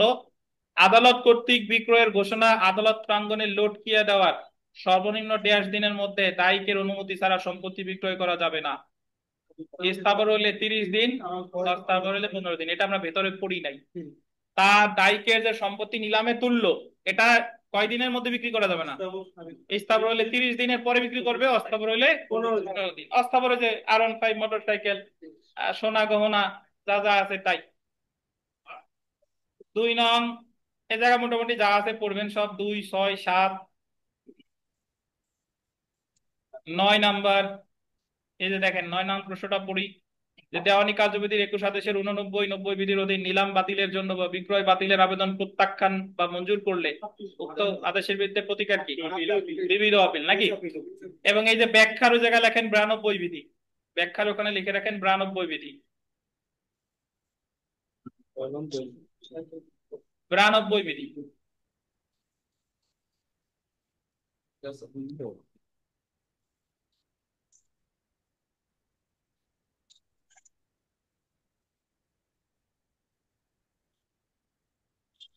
দশ নম্বর প্রশ্নটা একটু পড়ে শেষ করি। দেখেন, দেনাদার ব্যতীত অন্য কোনো ব্যক্তি যখন ডিক্রিদার কর্তৃক স্থাবর সম্পত্তি হতে দখলচ্যুত হয় তখন দেনাদার এমন বেদখল বিষয়ে অভিযোগ দায়ের করতে পারে দেওয়ানি কার্যবিধির 21 আদেশের 100 বিধি অনুসারে। বিষয়টা একটু ব্যাখ্যা দিই। ধরেন শাকিল তো মামলা দিচ্ছে দখলে, দখল মানে ধরেন এটা স্থাবর সম্পত্তির দখল পুনরুদ্ধার। এখন জারিকারক গিয়ে আখিনুররে তো বেদখল করছেই, আখিনুরের সম্পত্তির সাথে সাথে গোলাম কিবরিয়ারও বেদখল করে সম্পত্তি শাকিলকে বুঝাই দিছে। কিন্তু অ্যাকচুয়ালি মামলার দায়িক ছিল হচ্ছে আখিনুর, গোলাম কিবরিয়া কিন্তু এই মামলার দায়িক না, কিন্তু উনারেও বেদখল করে উনার সম্পত্তি শাকিলকে বুঝাই দিছে। এখন গোলাম কিবরিয়া সাহেবের প্রতিকার হচ্ছে 21 আদেশের 100 বিধিতে দরখাস্ত দেওয়া। তখন আদালত, জারিকারক আদালত যাচাই বাছাই করে দেখবে যে আসলেই গোলাম কিবরিয়া এই মামলার কোনো সংশ্লিষ্টতা আছে কিনা। যদি আদালত দেখে যে না গোলাম কিবরিয়া সাহেবের সম্পত্তি হলো পৃথক সম্পত্তি, তাহলে গোলাম কিবরিয়ারে ফেরত দিয়ে দিবে, বুঝছেন? আর আদালত যদি গোলাম কিবরিয়ারে ফেরত দেয় নাই তাহলে গোলাম কিবরিয়া সাহেবের প্রতিকার হচ্ছে যায় দেওয়ানি মামলা করা আবার। হ্যাঁ, আপনি তো থার্ড পার্টি, বুঝেন নাই বোধহয়। মামলার বাদী ছিল শাকিল আর আখিনুর, কিন্তু জারি মামলায় আপনার সম্পত্তি বুঝাই দিছে ডিক্রিদাররে, কারণ আপনার প্রতিকার হচ্ছে 21 আদেশের 100 বিধিতে আবেদন করা। এ হলো কথা।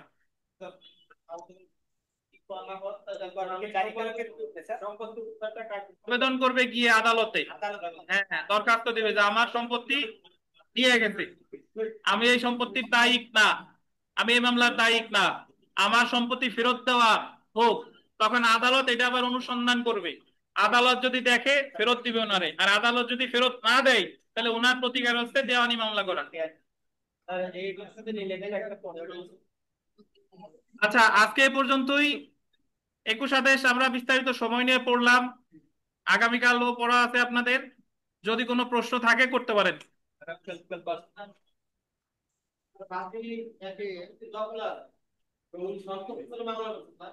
এখন মামলায় বিবাদী পরাজিত হয়েছে, বিবাদী বাদী পরাজিত হয়েছে।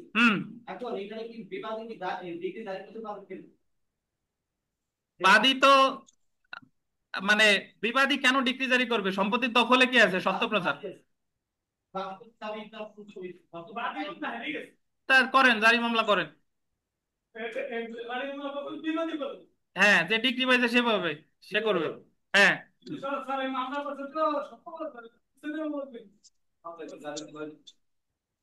তাহলে বাদী করতে গেছি বাদী